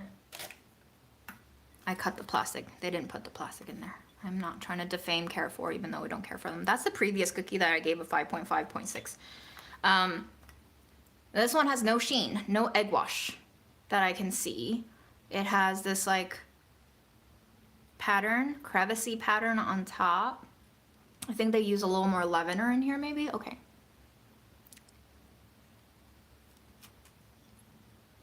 Mmm. Crumblier than the rest. Moister than the rest. I don't know if it's an intentional moisture thing or if humidity got into the package, because that's what it tastes like. It tastes like humidity got into the package. This has a better flavor than the previous one. This has the softest snap of them all. Maybe due to the humidity or just due to how they're made.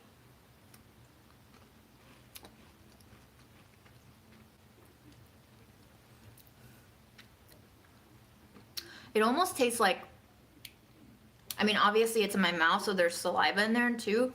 But for some reason, when I crush the cookie between my upper palate and my tongue, it almost feels like there's air and moisture coming out. It almost feels like it's a damp cookie. It's very strange. It tastes like a cornmeal cookie. The texture of it tastes like a fluffy cornmeal cookie. It reminds me of the taste of certain cakey cornbreads. Very interesting. I would give this one a 6.5. So out of the last three, I think this one has the best flavor, maybe. It's got a little more sugar than the previous two, which maybe hides the fact that it's flawed in other respects. And the butter comes through quite nicely. It almost tastes like butter ice cream. Like, imagine you're eating butter flavored ice cream. That's what this flavor reminds me of.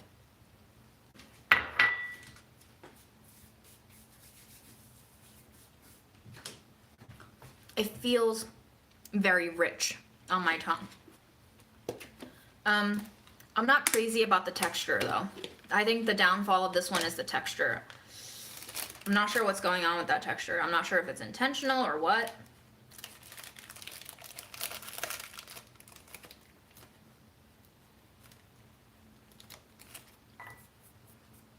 Okay. Woo. All right, we're down to this one, the one that I've never opened before.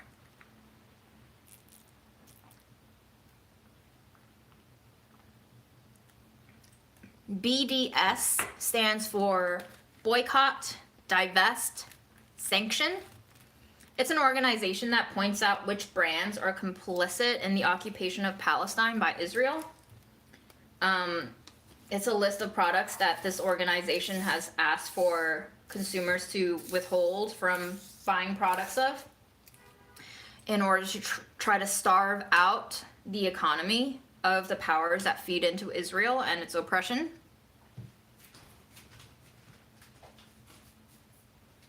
Because as we can see, there is no use to appeal to the moral goodness of people if morality does not mean money. And morality is antithetical to money.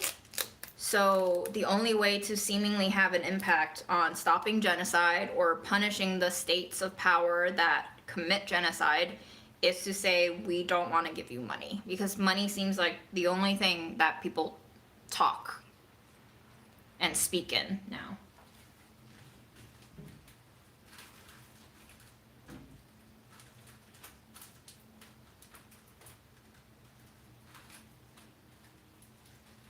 So when you hear something is on the BDS list and you care about, I guess, justice and human rights, don't buy that product.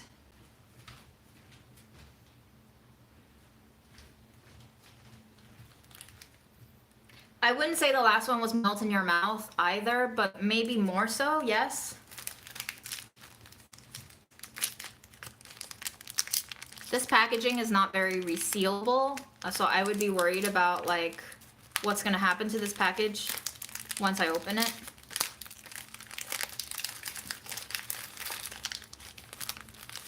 It's got a paper sleeve.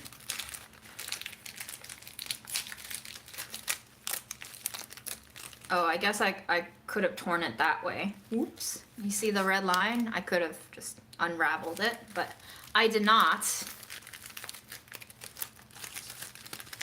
Like a dingus, but now we are anyway, because that's the only way forward. Okay, so that's the packaging. Paper sleeve. Look at that. They're cradled in this like eggshell type to absorb shock, so that's why we don't see very many broken pieces or crumbs. So this one looks like it has an egg wash sheen on top as well. It looks more multi-grain than the others. Okay, sheen, multi-grain, accurate, accurate, so accurate. Ooh, I like how this one smells. Yeah, I'm smelling the paper too though, so that's a problem. It looks like a Maria biscuit cookie. You see the underside of that?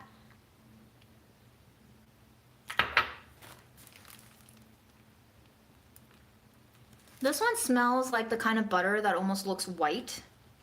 That kind of butter has more of a fatty smell to me than yellower butters, which have more of a milky smell to me.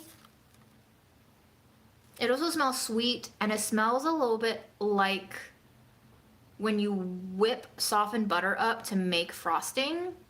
So this butter doesn't smell like it's been melted or heated yet. It just smells like it's been softened, and it's the type that if you pushed your finger into it, you'll come away with a little bit of it stuck on your finger, and it's like lickable. It's like perfectly spreadable on toast. That's the stage of butter that this smells like. And unfortunately, when I tore this off, I also tore off part of the ingredients list. So let me piece it back together and read you the ingredients. There is only French, 53% wheat flour, and then sugar. This one has the lowest butter. With this kind of a bottom, I believe it. This looks like a biscuit, not a butter cookie. So this one has 18.7% butter, but instead of just saying butter, they say beurre concentré. So it's concentrated butter? I don't even know what concentrated butter is, but 18.7% concentrated butter. And then amidon de blé. I don't know what amidon is. A-M-I-D-O-N. Something with wheat. Something else with wheat. I've not seen that before. Jaune d'œuf. Jaune. J-A-U-N-E. Do I know that word? It's been a while, guys. Yellow eggs. Why would you, what other eggs are there if it's not, okay. Yellow eggs.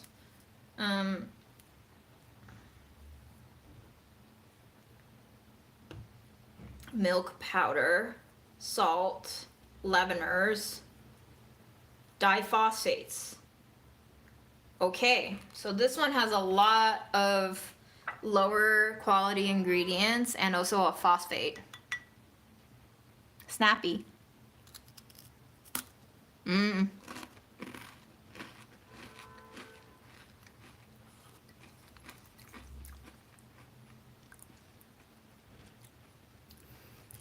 Very snappy, very coarse.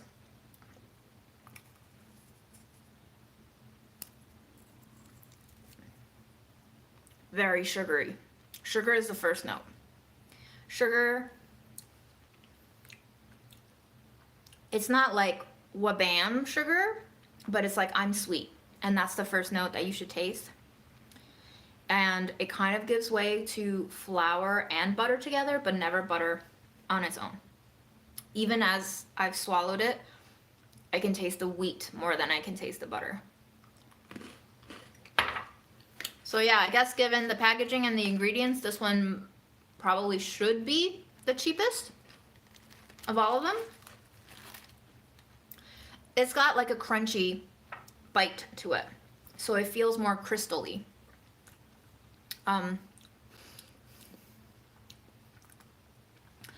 And there's like a secondary flavor that I'm tasting, and I'm not sure I can pinpoint what it is.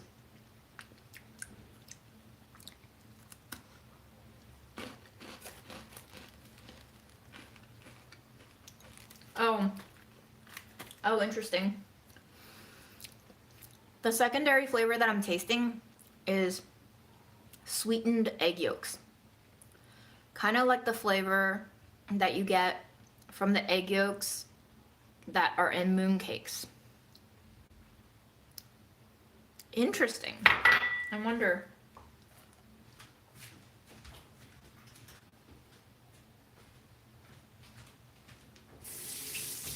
Well, that concludes our French butter cookie taste test.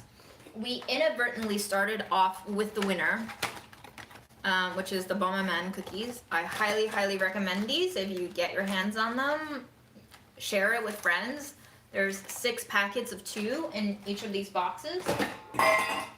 Absolutely delicious and beautiful. I would give these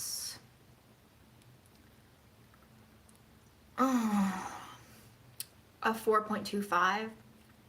I was wavering between that and a 3.5. I didn't want to be too mean, but they really taste basic. Just basic. I do like the crumb structure though. It still looks better than the stuff that we get here in the States. I'm grading these only along the class of their peers, not comparing them with American products. The flavors are still better than most American products that I've tasted.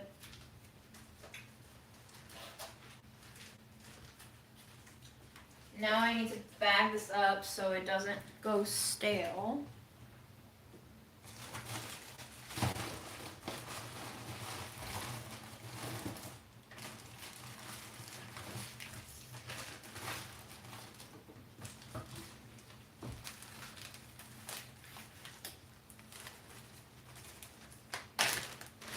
Oh, okay. The yellows of eggs is egg yolks. That makes so much sense. Because we call them egg whites. Why don't we call them egg yellows? Why do we have different words for the different parts of the eggs? English is one of the least sensical languages I've ever been exposed to. There's no logic in why we name things what they are. Because it's such a bastard language, meaning it has so many influences in its etymology. Like, why is cow beef when it turns into meat? Because in Chinese, you got cow, and then you have cow meat. But in English, you have cow, and then you have beef. Anyway, that's it. I also wanted to taste these. This is like a Greek pastry, it looks like. Oat bran snack with bergamot filling. Fructose sweetness from Athens. And he also got me this pistachio and honey bar. I don't think I'm strong enough to taste these today. But I feel like I should eat these because these look like they have moisture in them. So I feel like they might spoil if I don't eat them soon.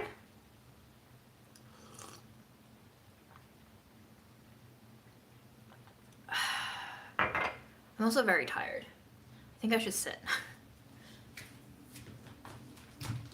But I also need to get the veggies out of the water.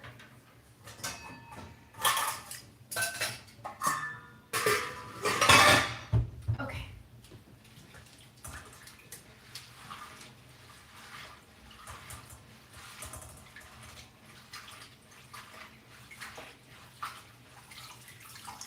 One of my favorite aspects of taking my time to rinse out greens is feeling how much crunchier and sprightly they become the longer they soak in cold water. It's like you're hydrating your veggies before you prepare them for the slaughter. Very misleading of me.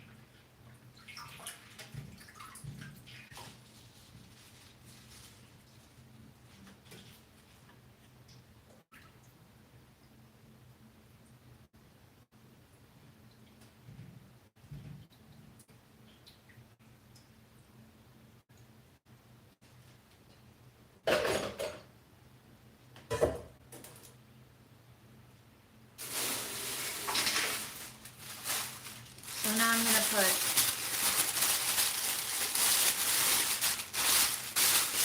our collards in. Are we still live? Why is my live counter saying we've only gone live for 5 minutes? What happened? Did we start from 0 again? Are you still with me? Did the matrix glitch?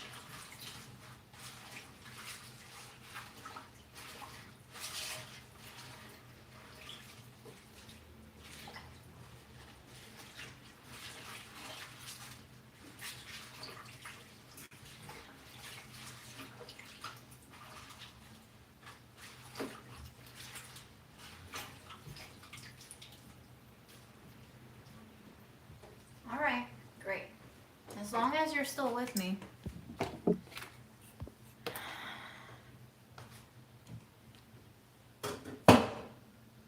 Aaron's been with more frequency telling me how he feels like the world in general is trending towards schizophrenia. Which, if you think about the early days of cell phones, and when we first came out with like wireless headphones, the amount of people who would just be talking to themselves on the street, they were actually on a call, but we couldn't see any evidence of them being on the call.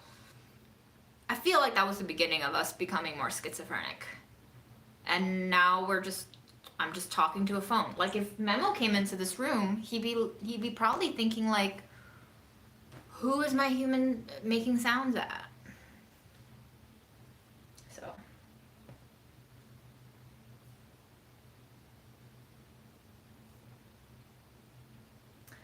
Whoa, okay, Jojo's dropping some knowledge. After the Norman conquest, the ruling class used French words while peasants used English.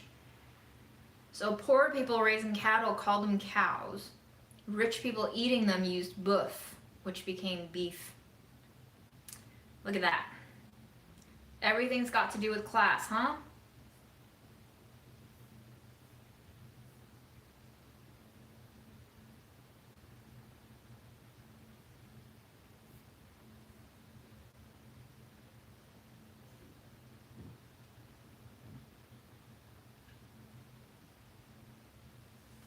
I think cats assume you are always talking to them and no one else.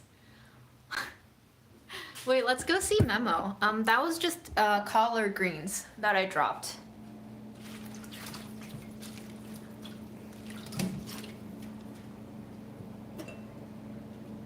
And this is our pharaoh.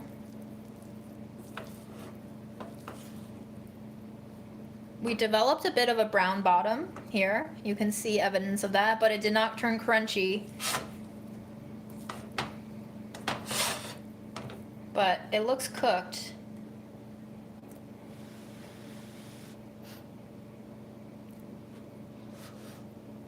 Yeah, it's cooked. Okay, let's go see Mama.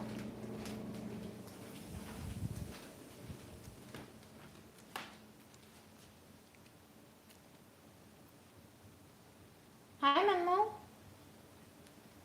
Do you want to say hi to the people? He's so sleepy.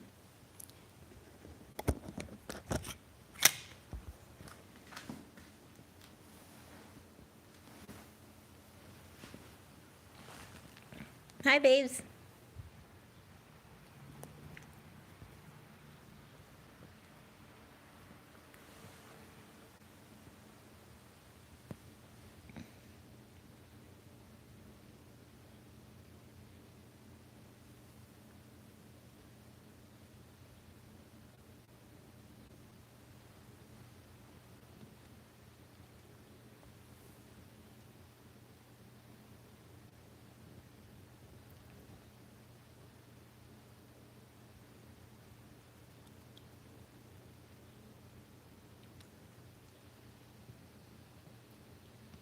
How's your Sunday? You have an okay day?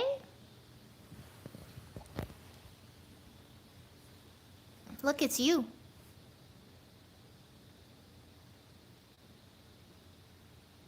Hi.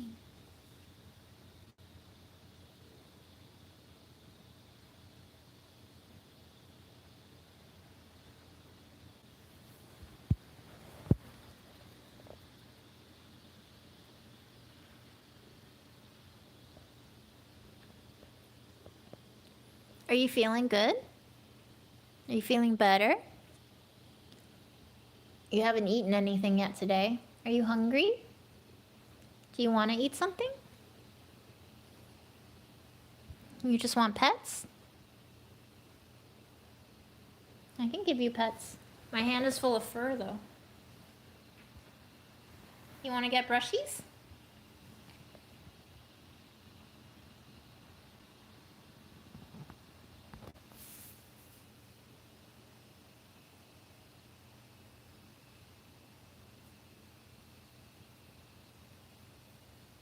Look at that. Look at that elevator butt. Look at that elevator butt.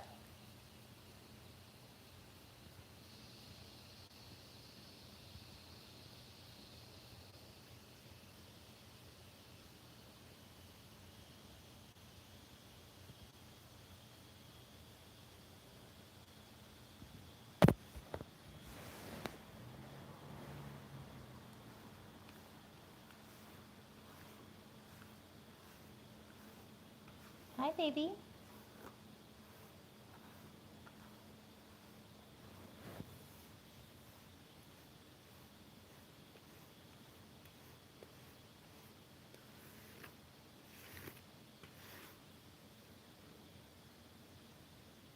You feeling better? Did people's prayers and wishes for you work?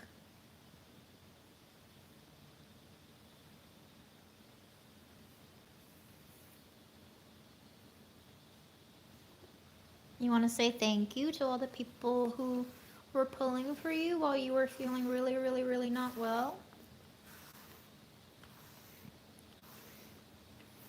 Thanks, everyone.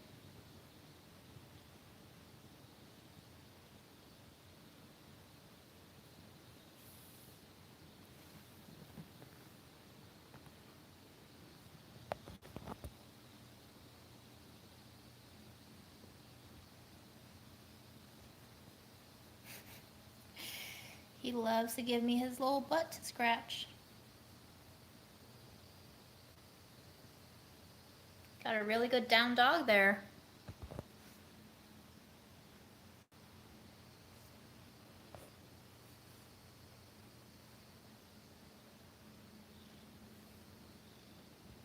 Hi.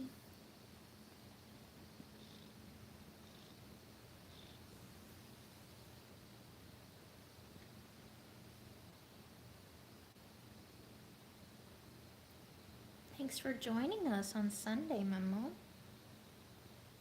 I think a lot of people are very happy to see you.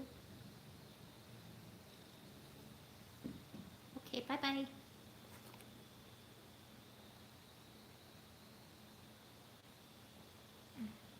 Good yawn. All right, let's go back to the kitchen. Do you want to come to the kitchen with us, babes? Do you want some food?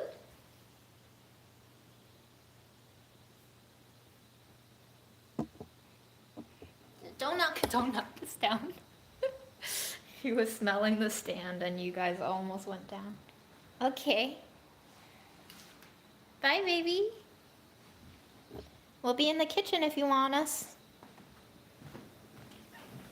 I hope you enjoyed a moment with Memo today.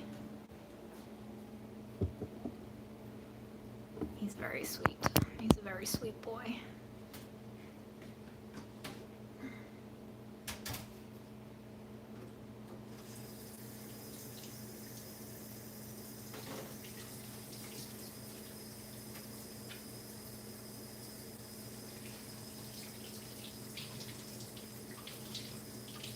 Well, I have food out for him. There's literally food everywhere. But I'll go put out some more treats, I guess, so I'll be right back.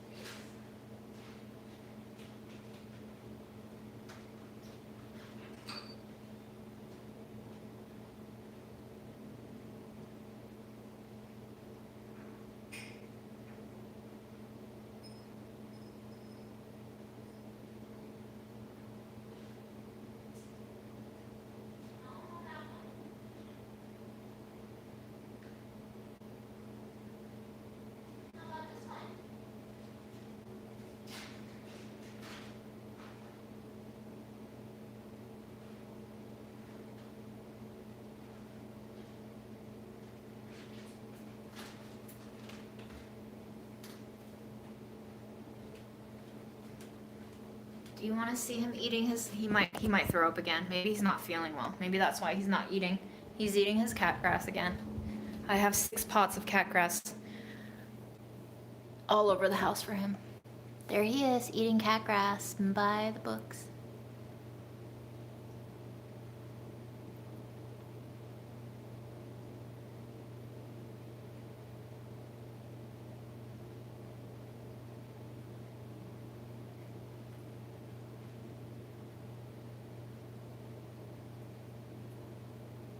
I also tried to give him a tube treat today. He wasn't really into the tube treat either.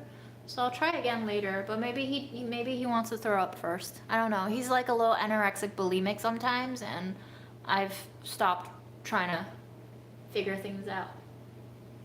Do you want to try a new fancy feast? We have Friskies out extra gravy right now, but maybe he would like to try a fancy feast.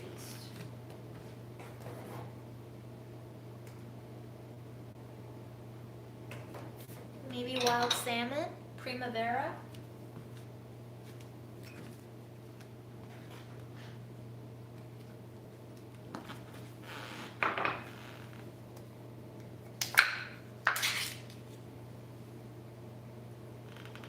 Oh, it's pate. I didn't know it was pate. He doesn't normally like pate. Try it, baby. Oh, dear.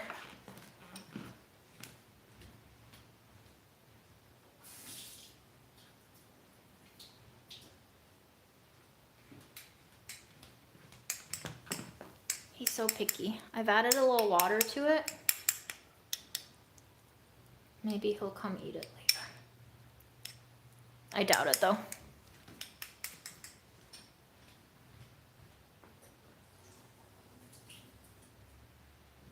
My bad, Memo. I didn't read well. I didn't know it was pate. Womp womp.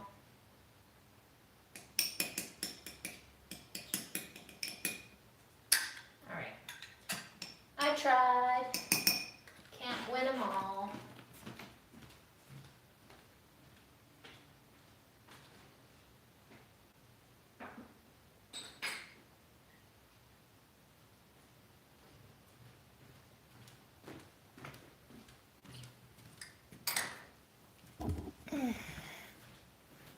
He has 4 dry treats out right now and 2 wet foods.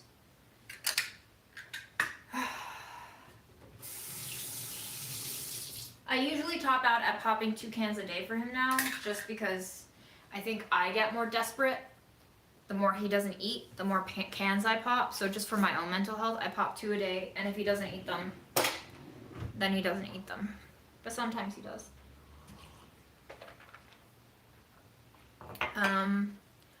Okay, collards are done.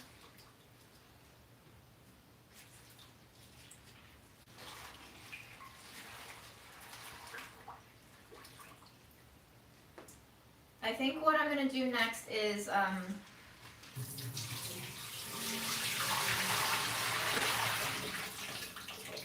starting to get my lamb heart and tongue washed.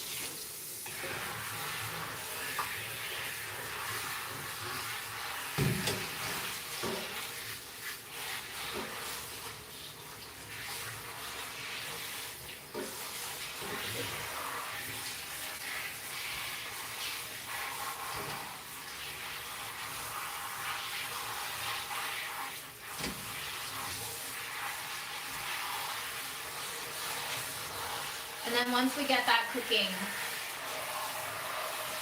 I can start eating my leftovers.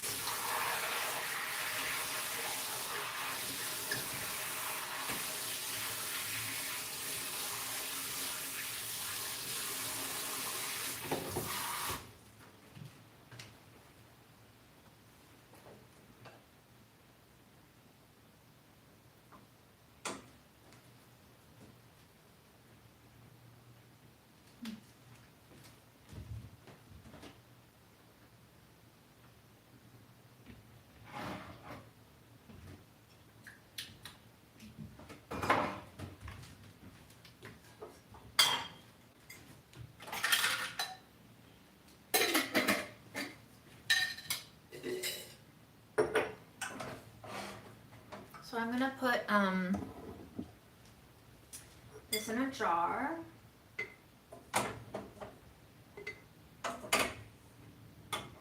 Actually, hold on. I think we need to season it. I'm not feeling great about the seasoning, so we need to take care of that now. Otherwise, it's gonna make this leftover a very miserable experience for the rest of the week. So let's figure that out.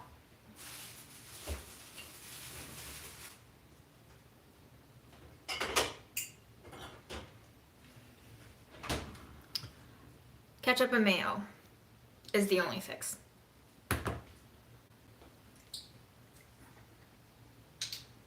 There's something very like either dusty or burnt about this for some reason. And I'm wondering if it's the old Chilean spices that I used. I'm not sure. Why is this Filipino ketchup so hard to use?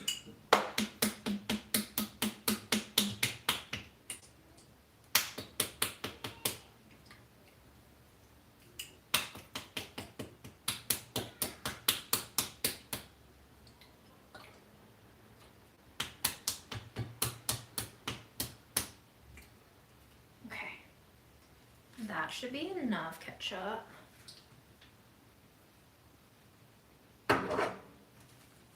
We got the ketchup. Banana ketchup, yes.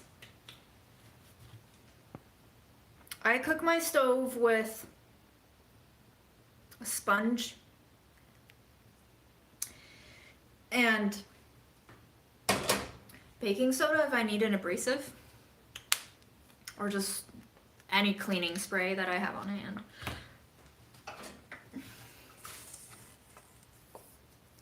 Oh, and black pepper. How did I not remember?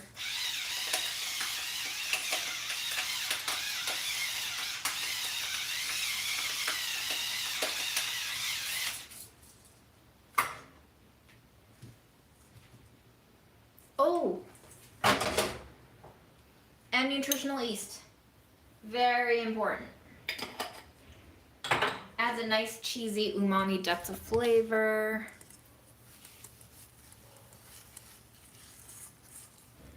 Yeah, this should do it.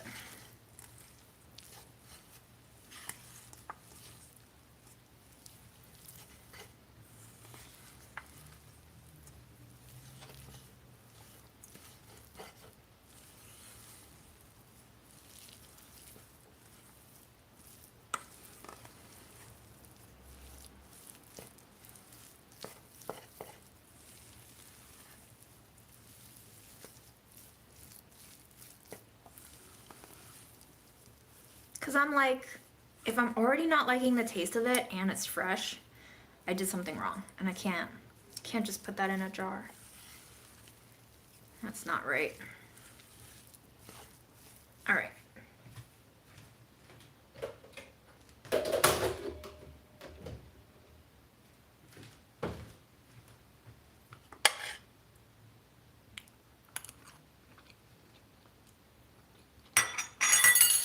Saved.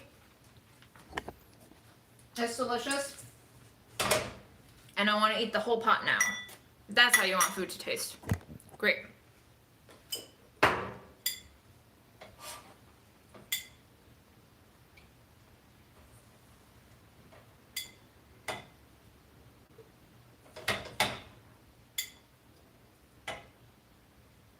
It's kind of like a grain salad that I just made.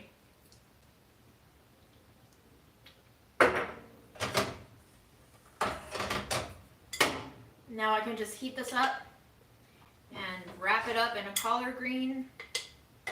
Have a nice desk lunch as I struggle to think up of what to write.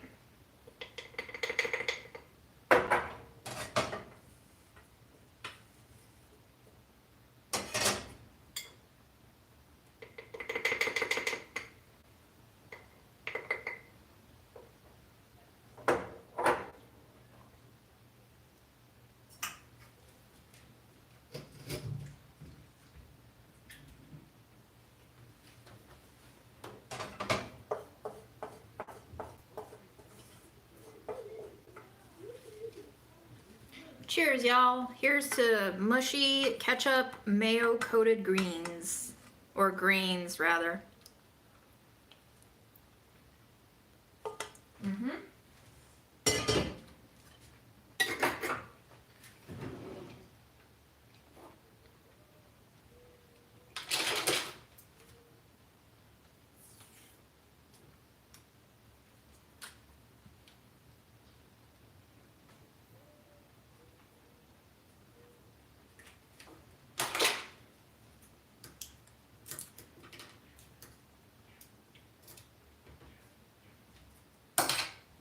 Gonna label it with our date.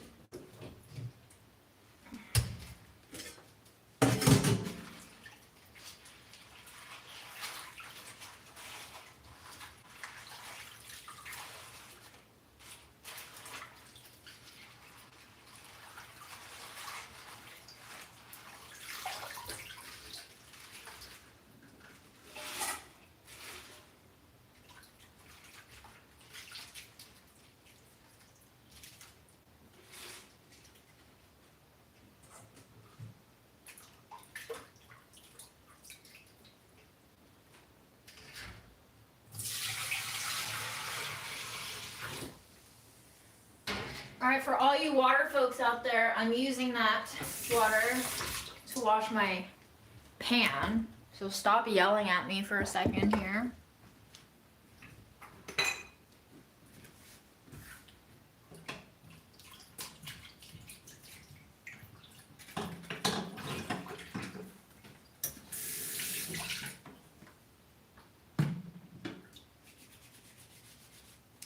Okay, I'm going to wash all of my lamb heart and tongue, and then we're going to braise it in probably like a spiced soy mixture, which I've done before, which I really like.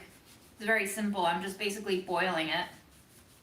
And then I get stock to use in other recipes.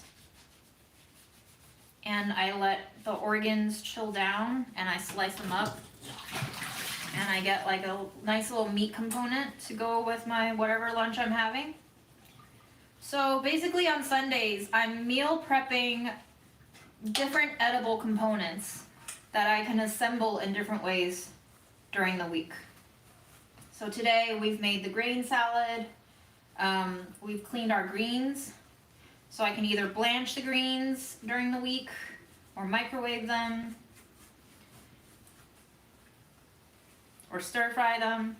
Then we're gonna make the organ meat, slice them up, and they'll just be ready as like cold cuts, or I can heat them up, cook them with the veggies, make another soupy thing.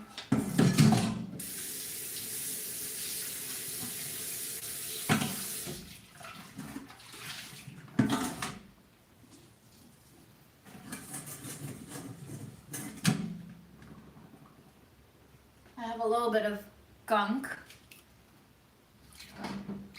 from our grain cooking left on there. So I'm gonna throw a little bit of baking soda to get it out. Normally, if I just let the pot soak, it'll be fine. But since we want to use the pot right now, baking soda is the way to go.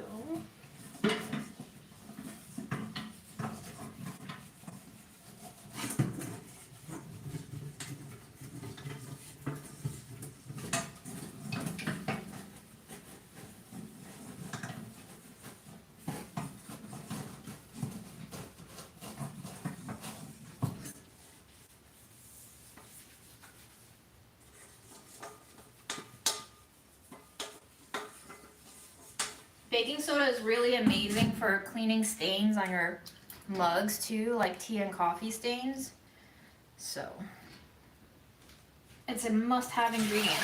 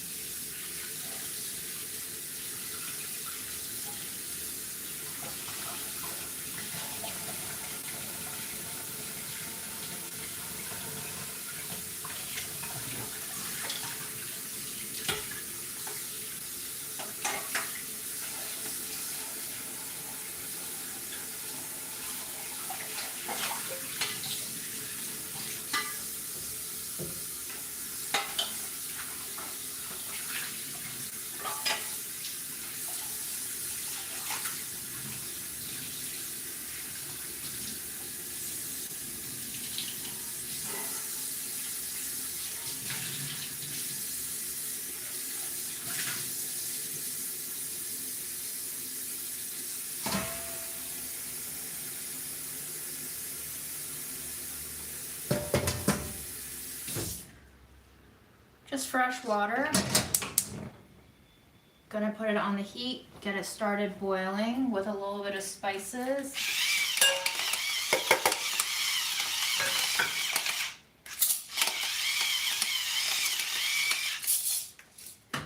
Black and white pepper.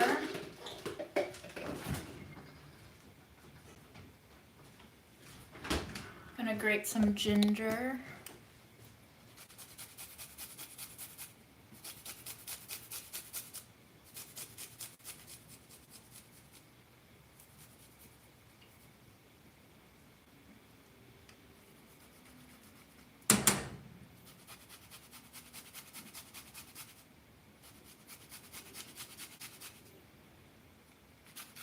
Oh, you know what? The grains might have also tasted dusty from the blue turmeric, because that one is a little bit bitter, I just remembered. Which is why we needed the sweetness from the banana ketchup to kind of balance it out. That makes sense. I probably just overdosed it on spices, like I tend to do. But then all you need is to overdose it back with sugar.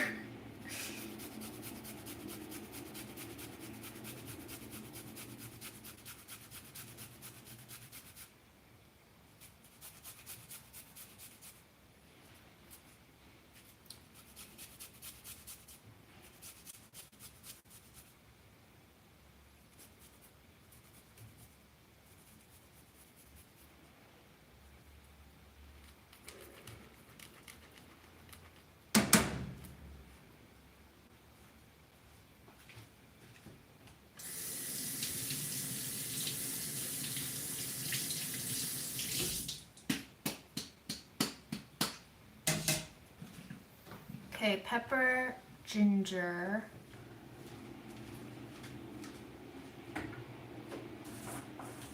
Garlic.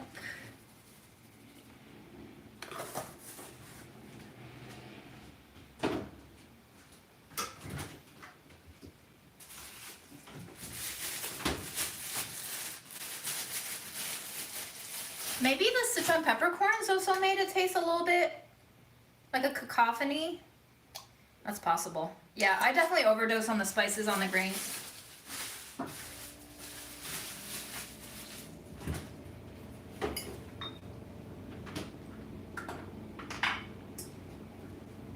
A little cumin. A little coriander.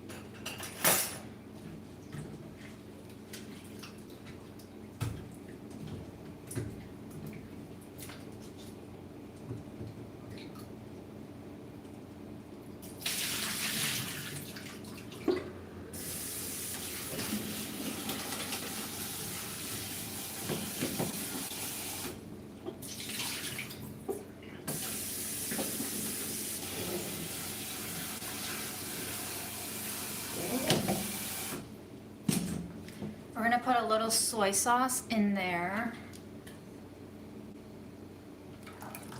Salt.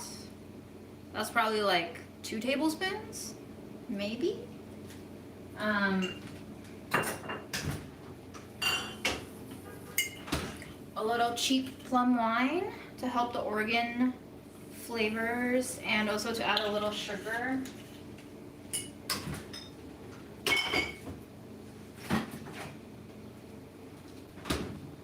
And then I have some lamb heart and some tongue. So we're just gonna give these a rinse and slide them in.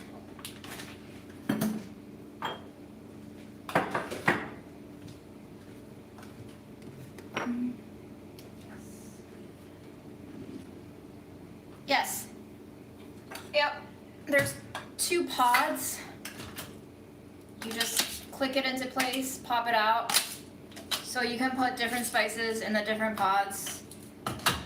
But while I love the convenience of this, and you can cook with just one hand, it is plastic construction. So if you care about piling up more plastic in your body, which I've kind of, it's whatever, guys. Have you seen Crimes of the Future yet? Because if you haven't, now's the time.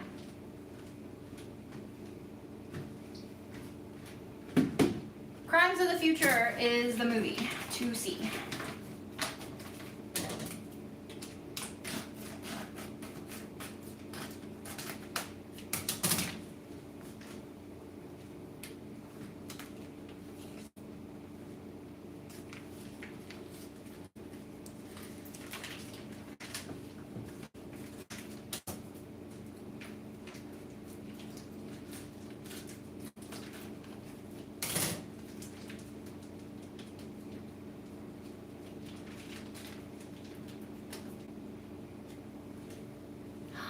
a little lamb heart, y'all. Wow. If you're grossed out by this, you shouldn't be eating animals. Period. That's my opinion. You're already killing an animal to eat. So if you're gonna kill an animal, eat all of its parts. And if you get grossed out by any of its parts, you should ask yourself why just that part.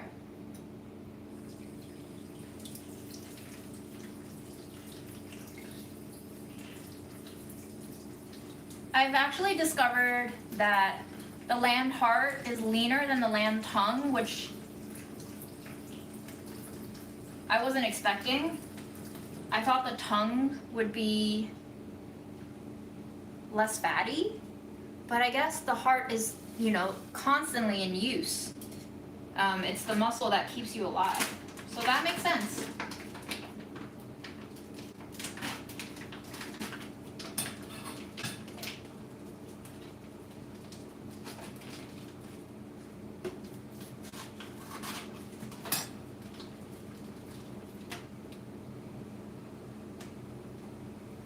Here's a tongue.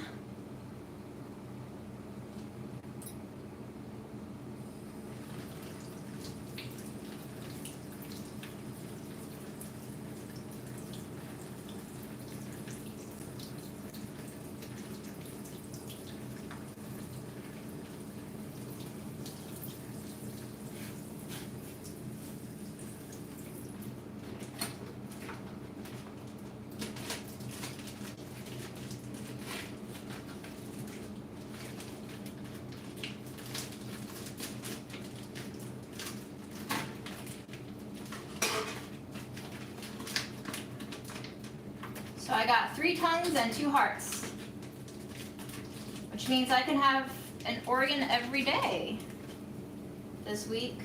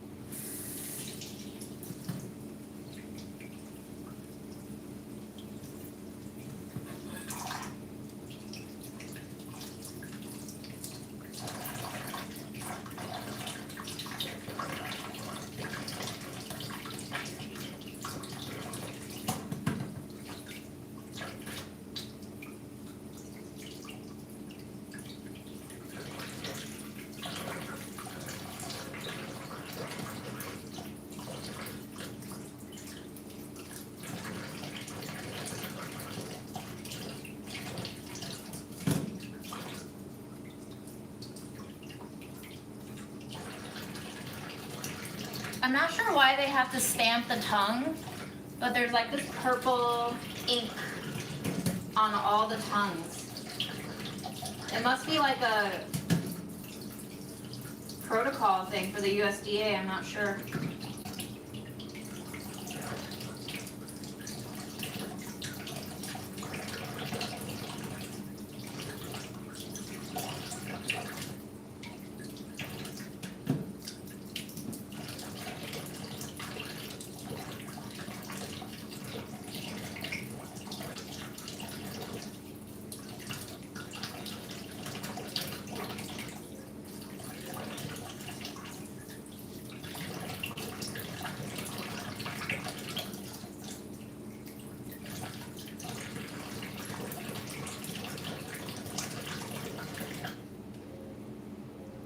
This heart is particularly fatty, unlike the first heart. So I'm just trying to trim off some of the extra fat. Because I left it all on last time, but I think it was like getting in the way of the flavor. Like too much fat, not good for flavor. So I'm trying to rip some of it out.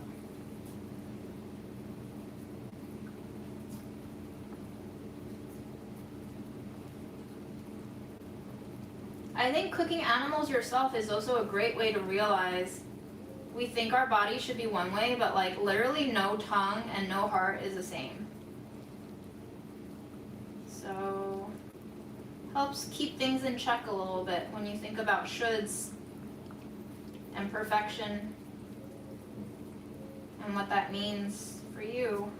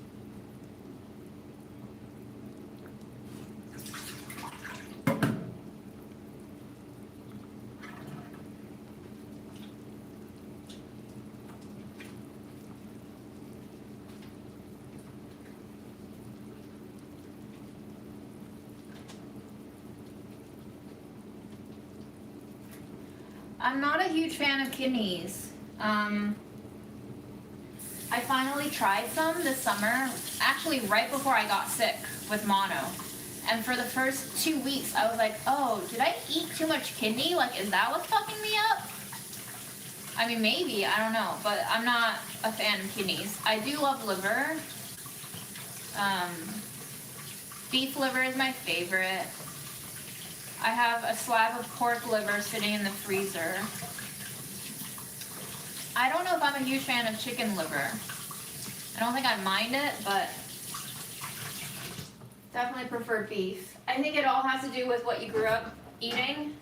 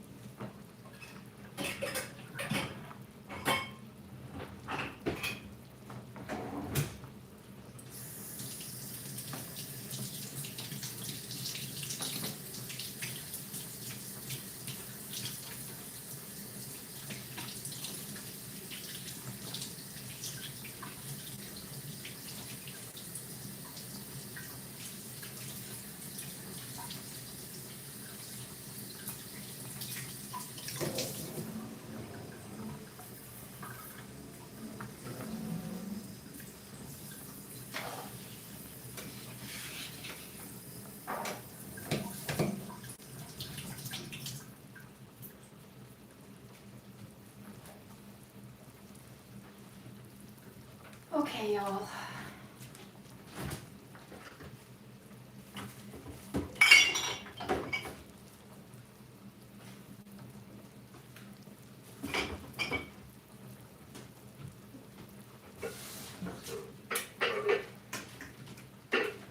Here's what remains of our lasagna from the last live. So I think we're going to microwave some collard green leaves and wrap it up with some of our grain salad, and that'll be our lunch-ish.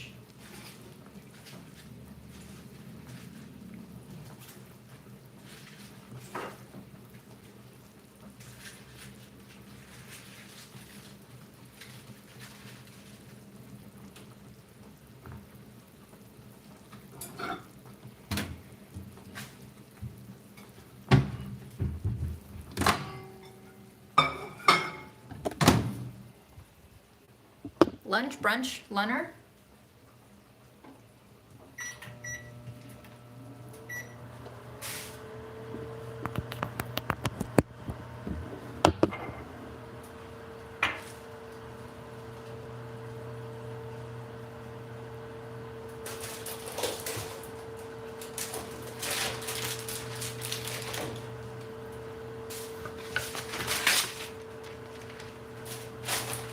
I've had these salad containers. This is how I keep track of things in my brain. I associate it with what events happened at what time in my life. I've had these salad containers since before I got dumped. And it's been over a year now that I've been dumped. So I've had these salad containers for over a year now, and they're great for putting my washed, clean veggies in. Especially the one that I had the foresight to not tear off the plastic lid on, because that keeps my veggies nice and moistured. The other one where I tore off this topper, it dries out the greens. So I usually keep it for hardier greens like collards, kales, cauliflowers, carrots, all of those that don't really matter if they get wilted. But for crisper leaves, I like putting them in the plastic lidded container. Highly recommend if you ever buy yourself these pre-made salads. Keep the containers. They also stack really well in the fridge. You can stack 2 of these on top of each other.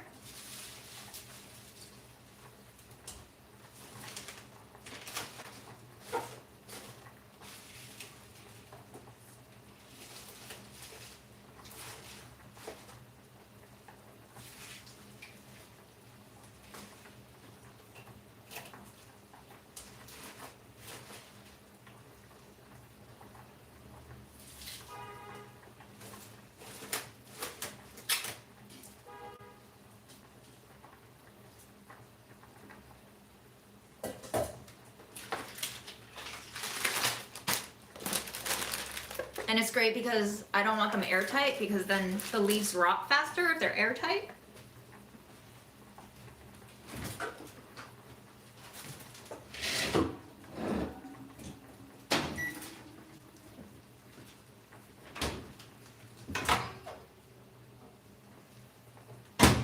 So 1:30 in the microwave, and we have soft, pliable, dark, lively green leaves.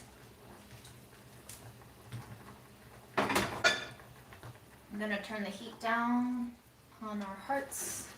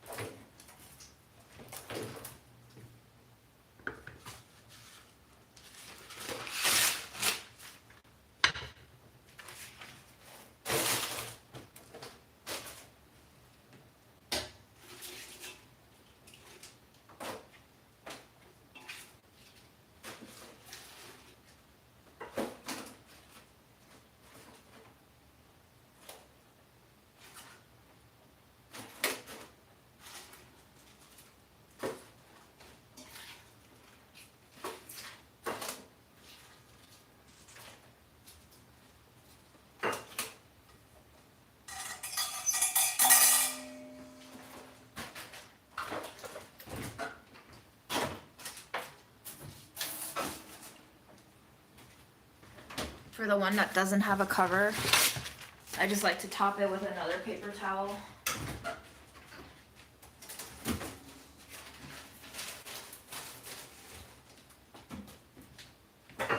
Also helps if something spills in the fridge.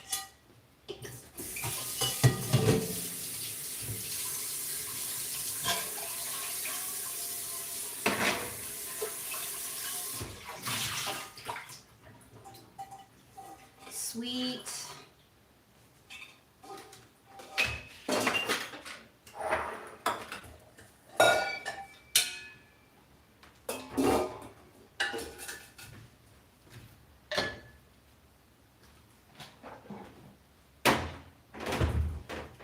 I'm gonna go pee, then I'm gonna come back, and then we're gonna eat leftovers.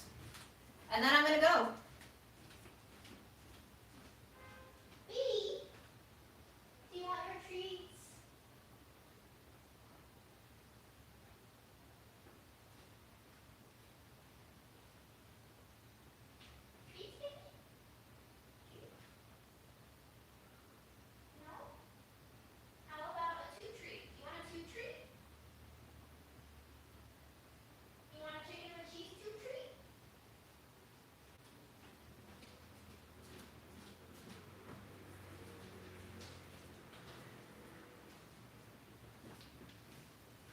Just kidding. I'm not gonna pee because he looks like he's hungry, but I don't know what he wants to eat, guys.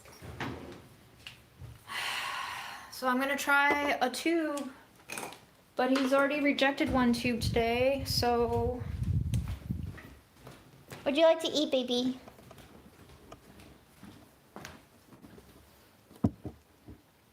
Shall we try a tube treat? You want a tube treat? You used to love this tube treat. Aaron brought you 4 and he brought you back from the brink of death. You wanna try it?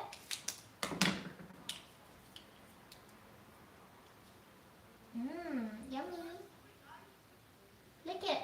Please, baby. Try it.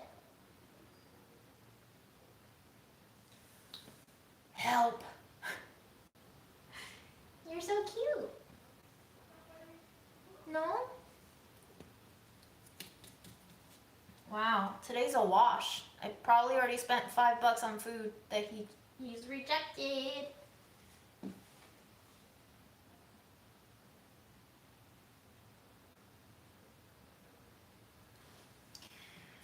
Okay, I'll leave you alone, I guess.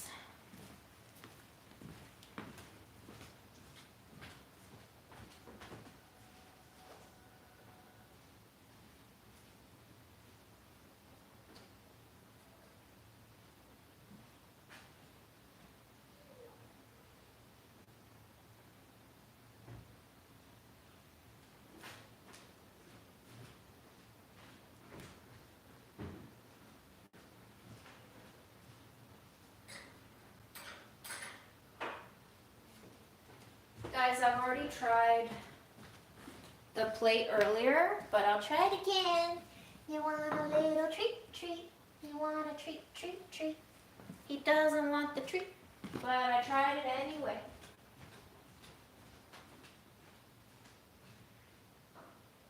If he wants to starve, then he'll starve.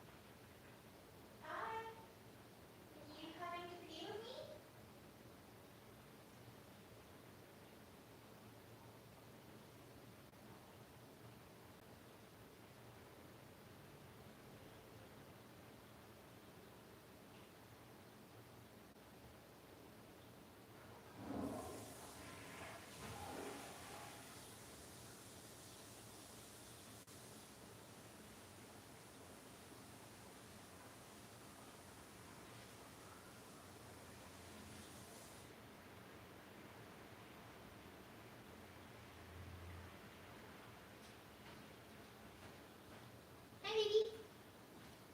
Back to the grass? He's back at the grass.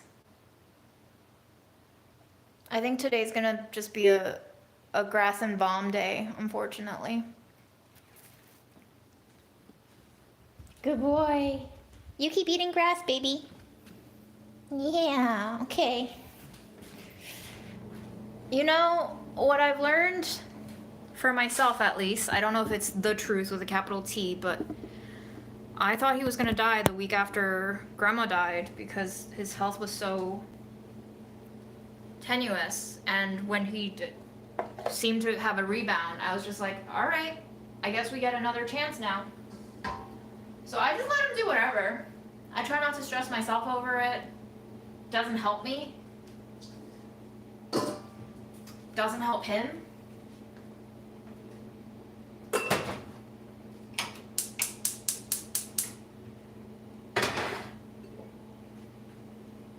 So what's the point if it doesn't help anyone? We're gonna heat up the lasagna leftovers on the skillet.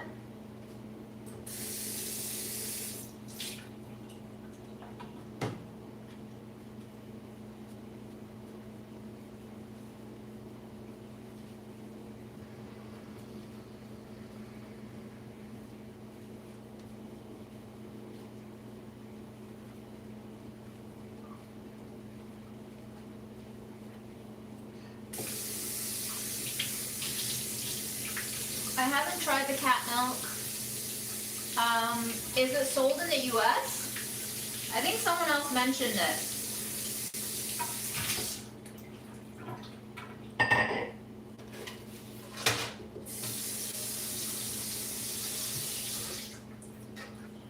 But you know, he's had some good days where he ate the food. Actually, 2 days ago, he ate 2 cans of food that day. So, here's my problem though. Sometimes he eats the food and I'll repeat the flavors and then he won't want the flavors again. He definitely doesn't like pate, so it was my mistake buying that pate can. I didn't read carefully, but I don't know.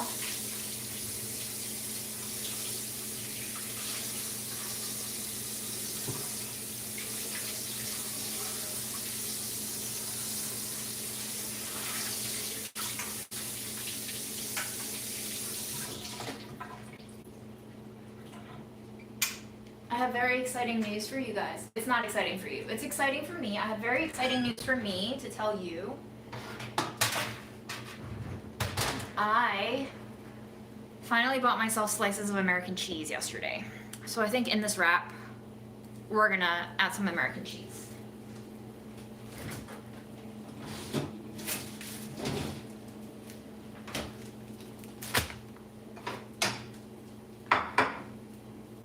It's very exciting. I've been dreaming about eating deli sliced American cheese for a long time. First it started out as Kraft singles, but then I was like, they wrap it in so many layers of plastic and it's very off-putting. And then I was like, what about the deli sliced ones? So I finally went out and I got deli sliced American cheese. I couldn't resist because it was already sliced and price to sell, it's backwards on your feedback screen, but $1.65, so like a quarter of a pound. And I was like, I don't even have to interact with anybody to buy it. It's the most processed cheese. It's not cheese. I would not say American cheese is cheese, but for some reason, I just love it as junk food, basically. And it's so good.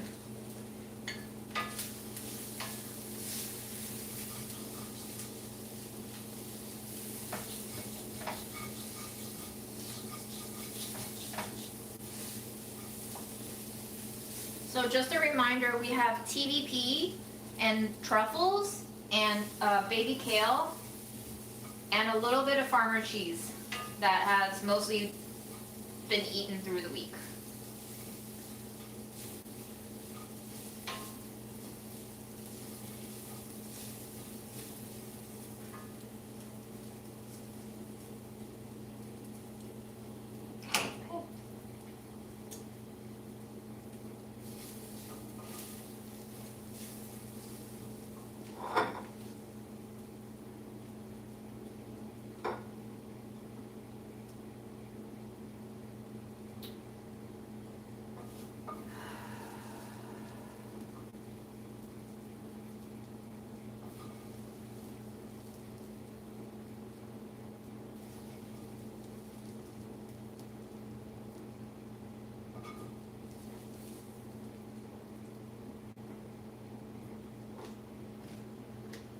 So we're just gonna wrap it up and eat it.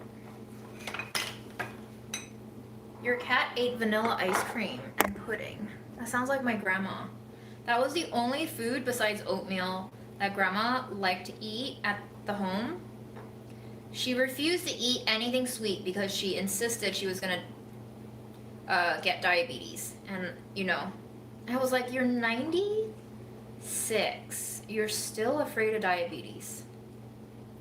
How is that even relevant? But it was. And grandma did not die of diabetes. So you go, grandma. She knew what she wanted and she went for it, and she's a role model for all of us. Cheers.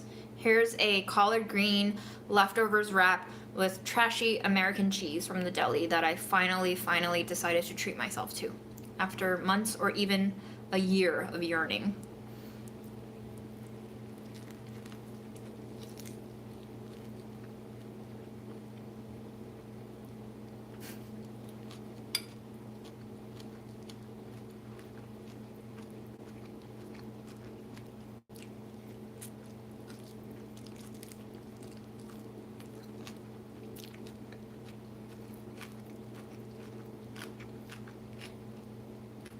It tastes like truffle flavored hamburger helper.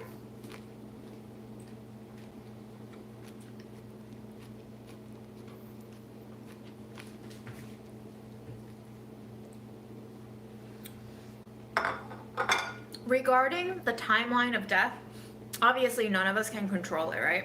But I've been thinking about it quite a bit since my mom passed away. She was 1 week short of turning 62, and my grandmother was 4 days short of turning 97.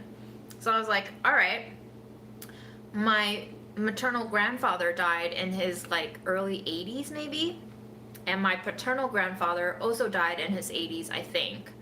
But my paternal grandmother died very early when my dad was only in his teens. So she must have been like 50 something. So if we split the difference between all of those, maybe I'll make it to 70 something, right? Now, I do feel like your quality of life after 85, for the most part, is like only a downward slide. But there are very few people that I do know who are over 90 and still amazing, and they can walk everywhere and do everything by themselves. And I don't think with my genetics that's realistic for me. So in terms of how to take care of my health, well, right now I'm just trying to stay alive. But if I ever get back to a place where I feel normal again, I think I'm just gonna let myself eat whatever I want to eat until I die. So that's that.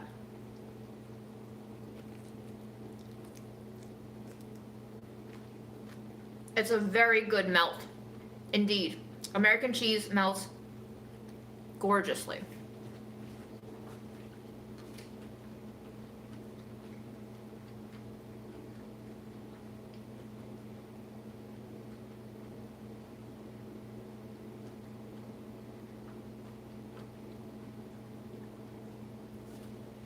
Velveeta is even more processed than American cheese. I have no problem eating American cheese on its own. But I think if you handed me a little cube of Velveeta, I might not want to eat it. It's got even more processing and less dairy in it than American cheese. I could be wrong. They're pretty similar. But I don't know, something about Velveeta.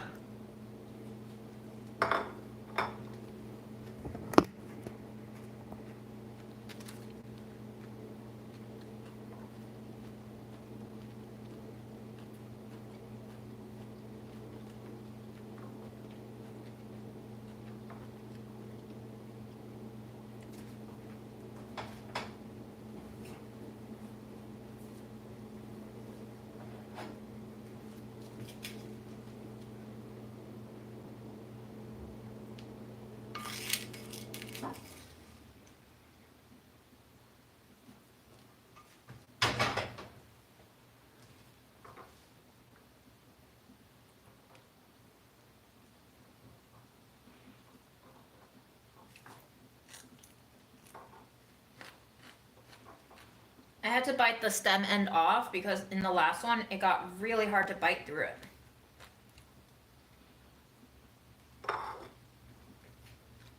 You think Velveeta has a sharper flavor than American cheese? That's interesting. They're like little cabbage rolls, you know?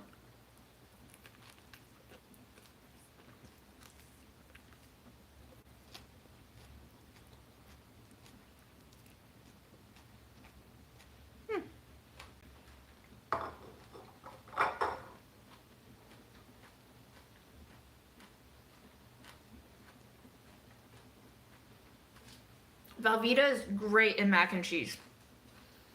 I think I developed a mac and cheese recipe for Delish.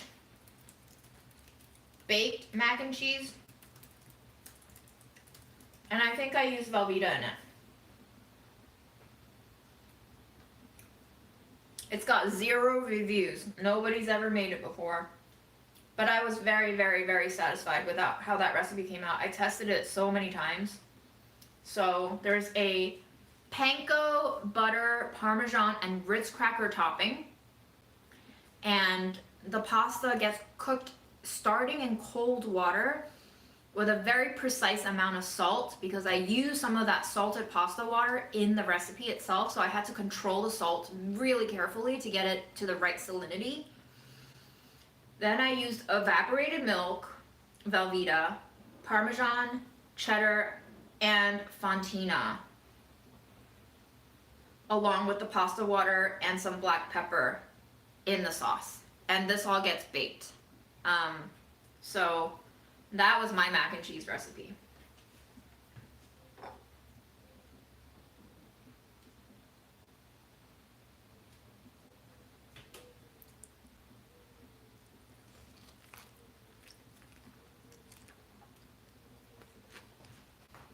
Hey Gary, look at Gary pulling through with those recipes.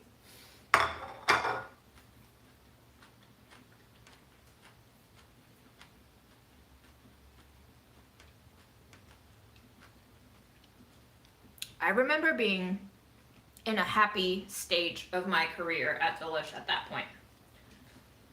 Let's see, it was published September 23rd, 2019. This was 3 months after they offered me the full-time position and roughly 2 months before I joined the union activity. So that was like a very innocent time of my life, but I was already dissatisfied because I basically took a 25% pay cut when I went full-time from my freelancer rate, which was the beginning of the end, I think.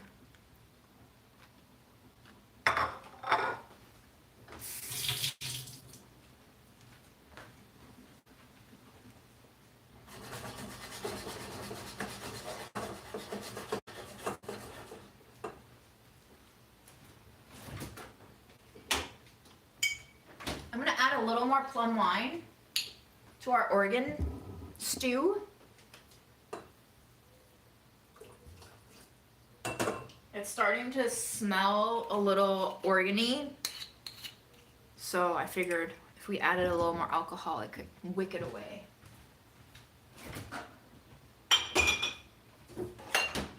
And also might need a little more salt.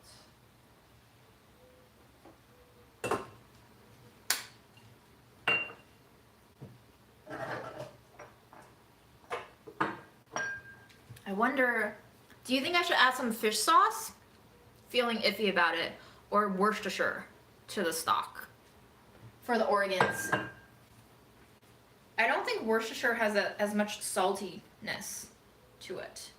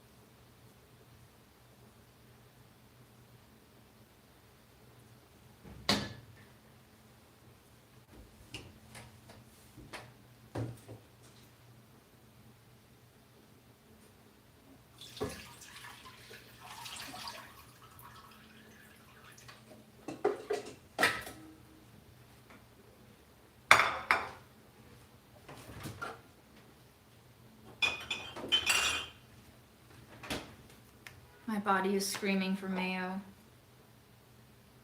I don't know if that's like a pre-period thing. It's a new pre-period thing for me anyway.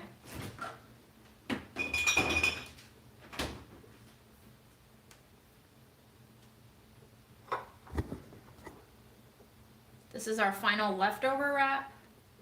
I've run out of the filling of our lasagna. So that lasagna carried us through the entire week. Look at us. Cheers.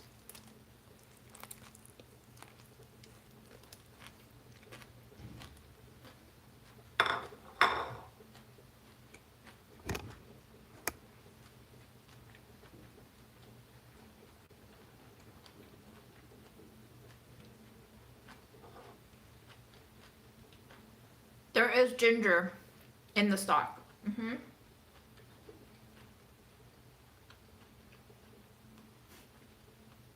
Fish sauce always. Okay. Let's do a little of both. Why not?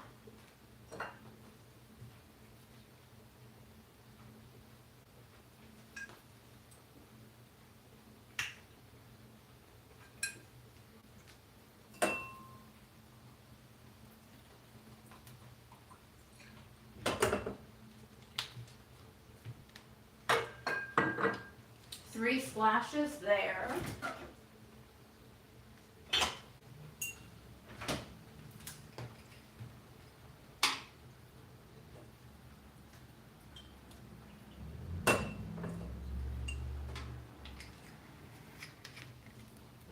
Distilled white vinegar, molasses, sugar, water, salt, onions, anchovies, garlic, cloves, tamarind, natural flavors, chili extract. And I did not shake the bottle. Oops.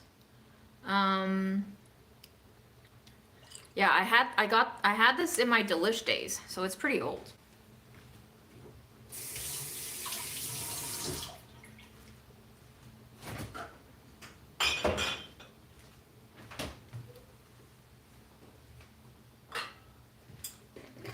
I'm gonna eat some of our new grain salad in a collard wrap too.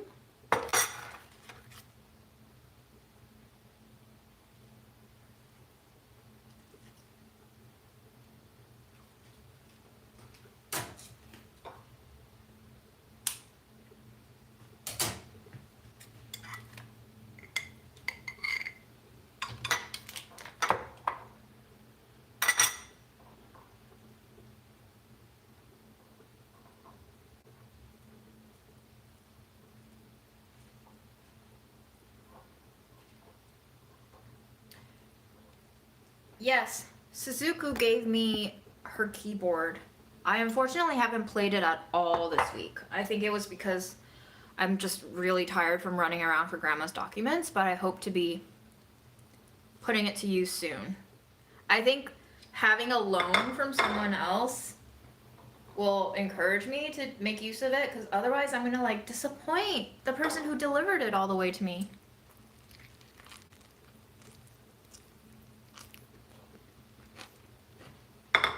Mmm.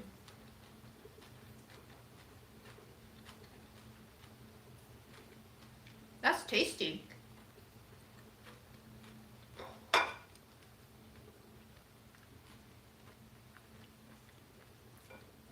The ketchup and mayo work in a lettuce wrap. Or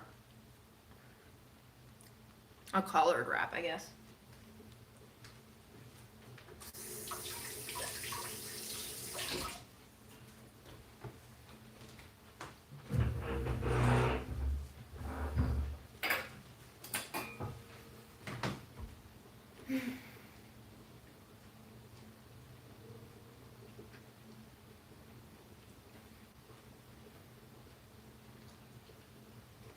There's no way I can play piano right now. I think it's gonna take me at least a year of like dedicated practice to even make it 60% back to where I was once. It's been too long. I essentially stopped playing it when I graduated high school, which is 2007.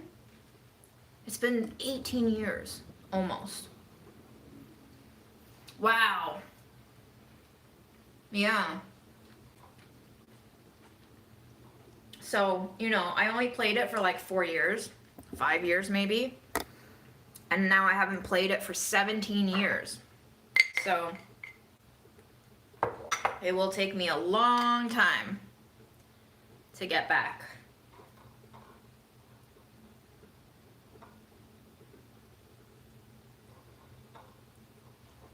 I'm eating a collard wrap with the grain salad thing that we made on this live that apparently you did not tune in for.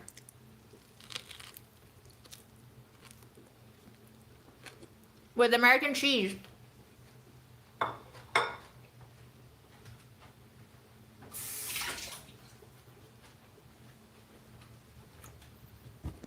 Yeah, I also can't read the music now.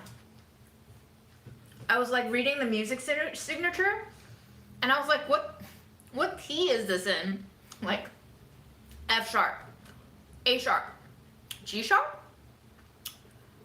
And I was like, all right, I don't know what key it is. I guess I'll just play with all these sharps in mind. And then I realized it took me like a full 30 seconds to like read each note that was not directly on the, I don't even know what you call it, the staff, the 5-line staff. If it went off grid, I was like counting.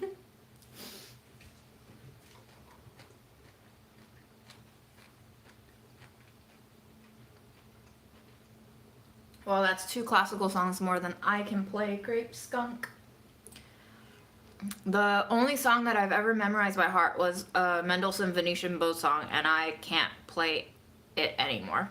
I used to be able to play it, at least partially, brokenly, when I first met Aaron 10 years ago, but now, nothing.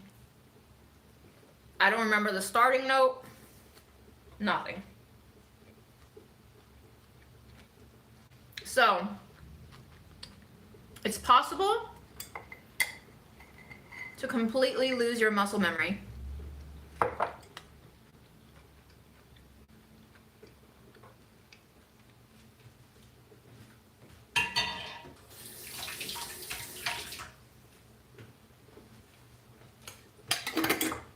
All right, folks, last bite, and then I'm gonna go chill out on the bed and hope Memo eats something before he gets himself sick again, because this is how he started. He probably had some form of fatty liver, probably as a secondary symptom, but the fatty liver probably came from him not eating and going into starvation mode, and then his system started working down his own fat to survive, and that's when cats kind of go into liver failure.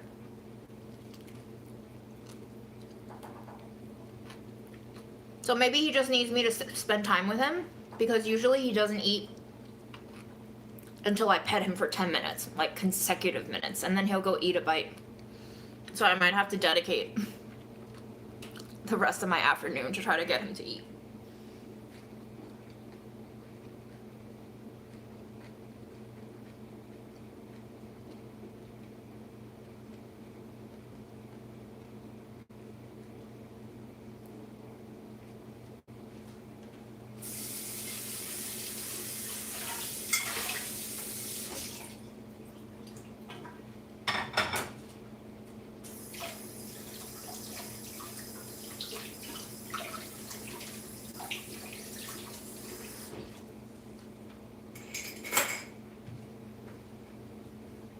I remember one of my favorite pieces that I played when I still took the piano exams was a Prokofiev piece, but there's no way my skill level is going to allow me to play anything Prokofiev wrote.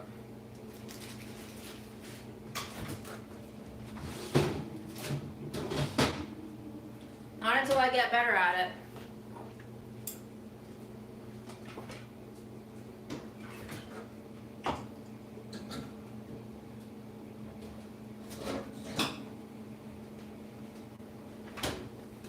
Alright kids, wish me luck with Memo, and I hope you guys have a great week ahead. Stay hydrated, take care of yourself. Read a book, or read some music, or read something. Not to make yourself feel better or be better, but just to distract yourself from your own echo chamber a little bit. It helps my mental health a lot.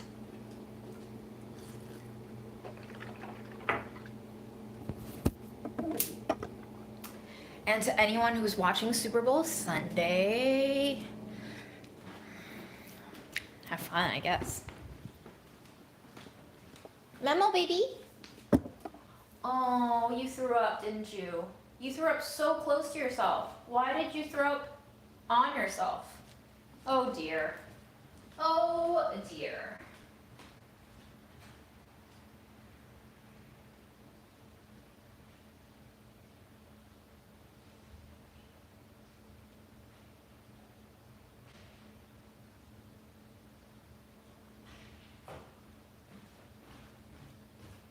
Oh dear. Yeah, get out of there, baby. Yeah, get out of there so I can clean you up. Good job, baby. Okay. All right, we're gonna end the live by me cleaning up cat vomit. Wonderful. I'm glad you finally threw up. Are you ready to cuddle with me and eat something? You ready to do that? Why did you throw up literally a centimeter away from where you were, though? You never do that.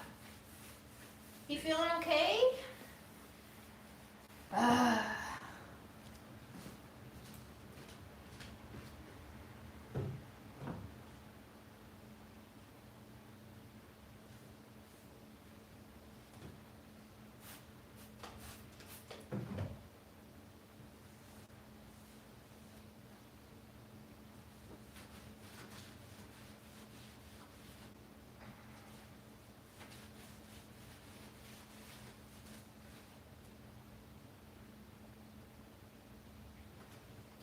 Good job, baby. Just,